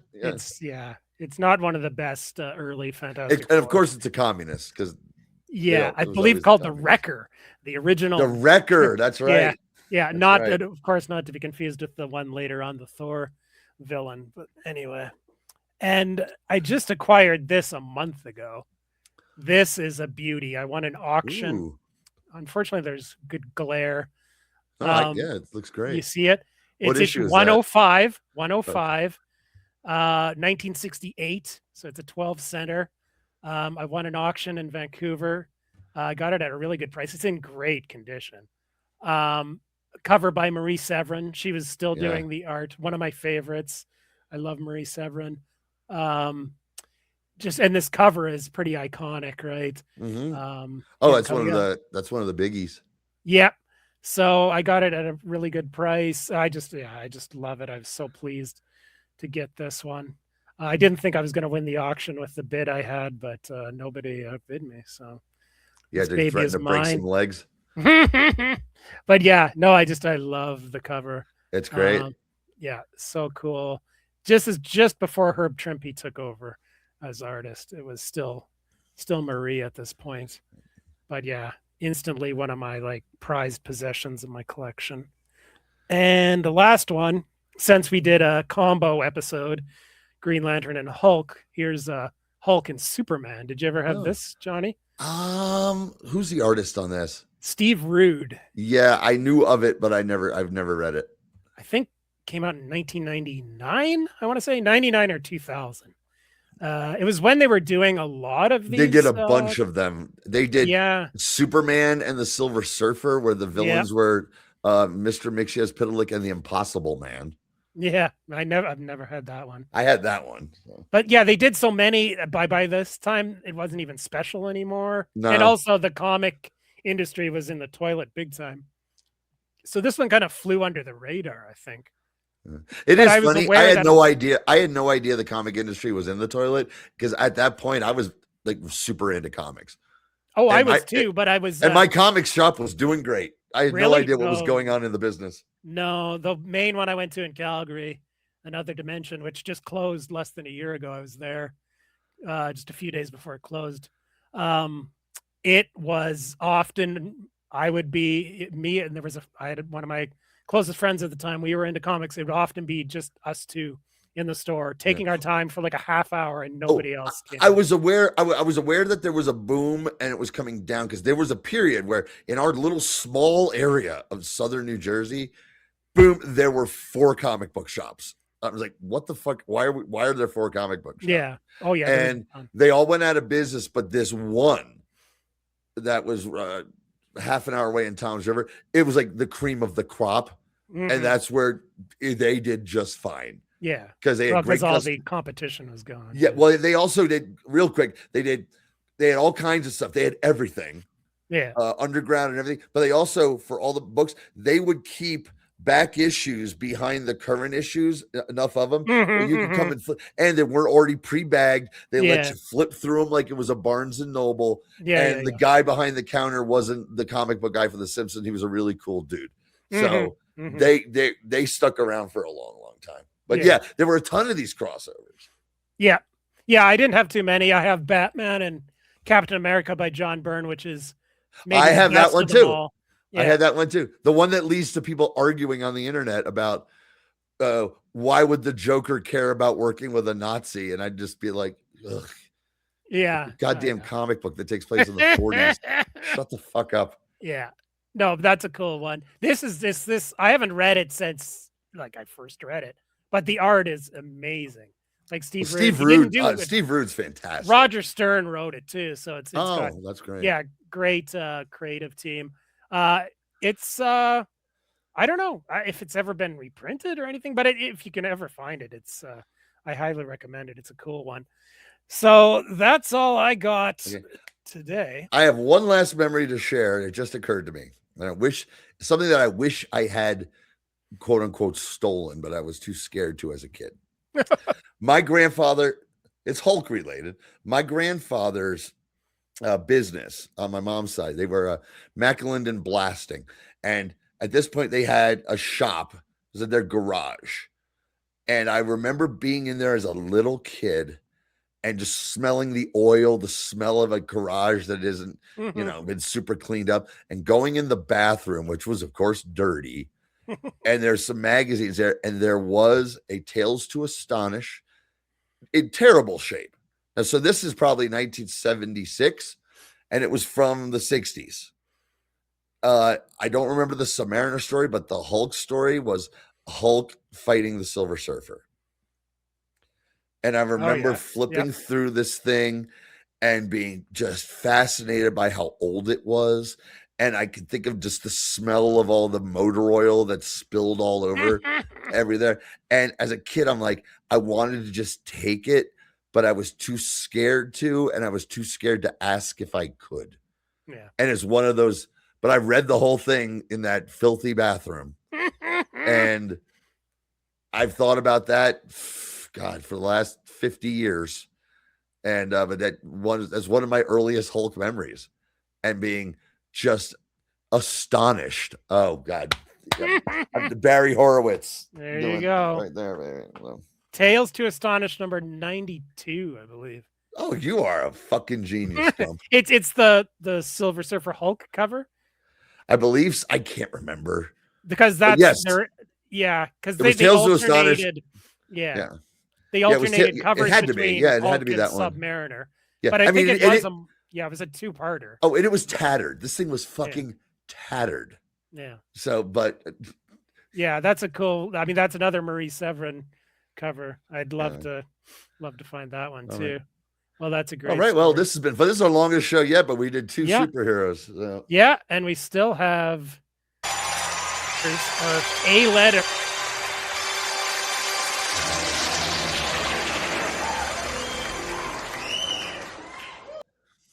From our biggest fan, the Duke or Duke. We should just call this Duke's Corner and Yeah. and use the sound clip of drunken John Wayne at USC in the 60s. He's like, okay. I didn't come here for clapping. Okay.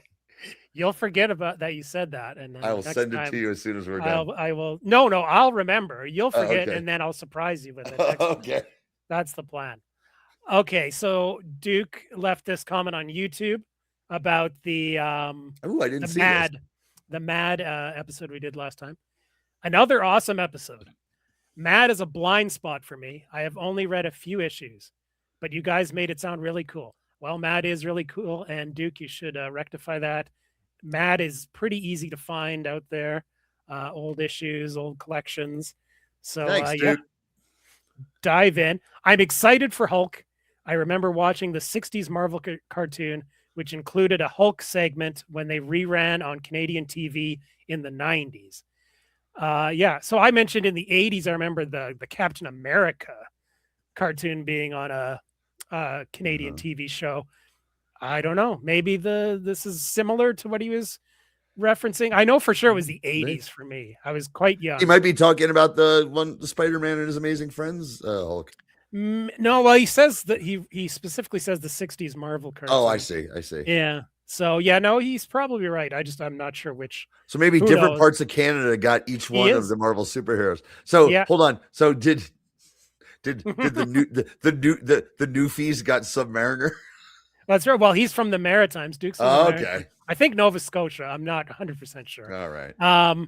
And I'm from Western Canada, of course. And in the 80s, I was living in Calgary. So yes, quite a distance between the Quebecois got the Submariner, right? Yeah, exactly. He's real French. That's what they deserve. And yeah, so for some reason, Western Canada got Captain America, and Nova Scotia got the Hulk, apparently. Anyway, thanks again, Duke. Keep watching, keep commenting, so we can keep this segment going every time. Yeah, well, this was fun. This is our longest episode but so it went far. by like that. I just looked up at the time and I was like, oh wow. Yeah. But hey, no, it's worth it. We had a lot to cover here. Anything else at the end here, Johnny? No, man. Just again, if you are checking this out, and again, thanks, Duke. Tell your friends about it. If you know someone you think might enjoy listening to us, just geek out and tell fucking. At least in this one, tell some fucking sex jokes. Let people know, and if you're enjoying the show, share it.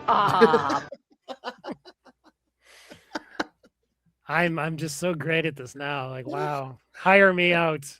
I've found my true. Oh yeah, Kel, you remember British Matt Denton on Brainbuster? Yeah. Okay. Yeah.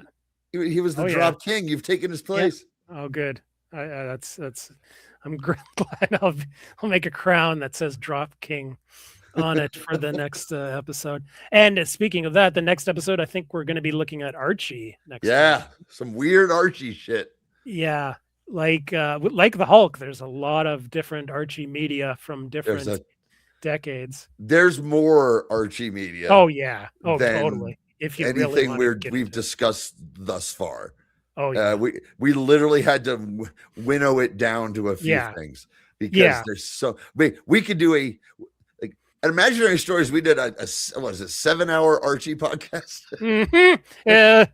I think 3. I don't think. Yeah, okay. But I mean, that's still quite long. And that was like a 1941 to present day. Yeah, but there's so much Archie between cartoons and all the way up to Riverdale, which we definitely at least discuss a little bit because we both watched that as well. We both watched the whole thing. Yeah. I did not watch the whole thing. Okay, I did. Okay, no. When they did the flash forward and they're all adults coming back to town and running the school, I was out. Oh, those. Yeah, there was a few seasons where Julia and I, my wife, we were hate watching it. Basically, we're saying I think we're hate watching the show now.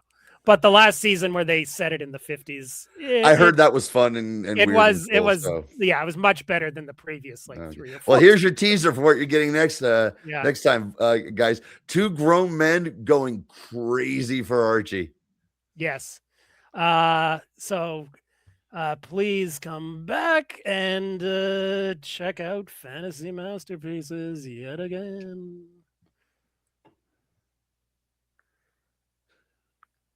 Where is it?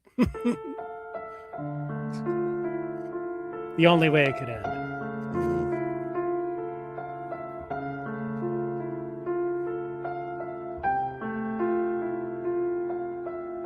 How many times you think some trucker asked David Banner for head while he's hitchhiking through the desert? Well, there was an episode where there was an attempted rape, right? Really? I believe so. When he was, I believe, a janitor. I'm pretty sure there was. Okay, or maybe it was in the comics. We'll find out next time, folks. On Fantasy Masterpieces.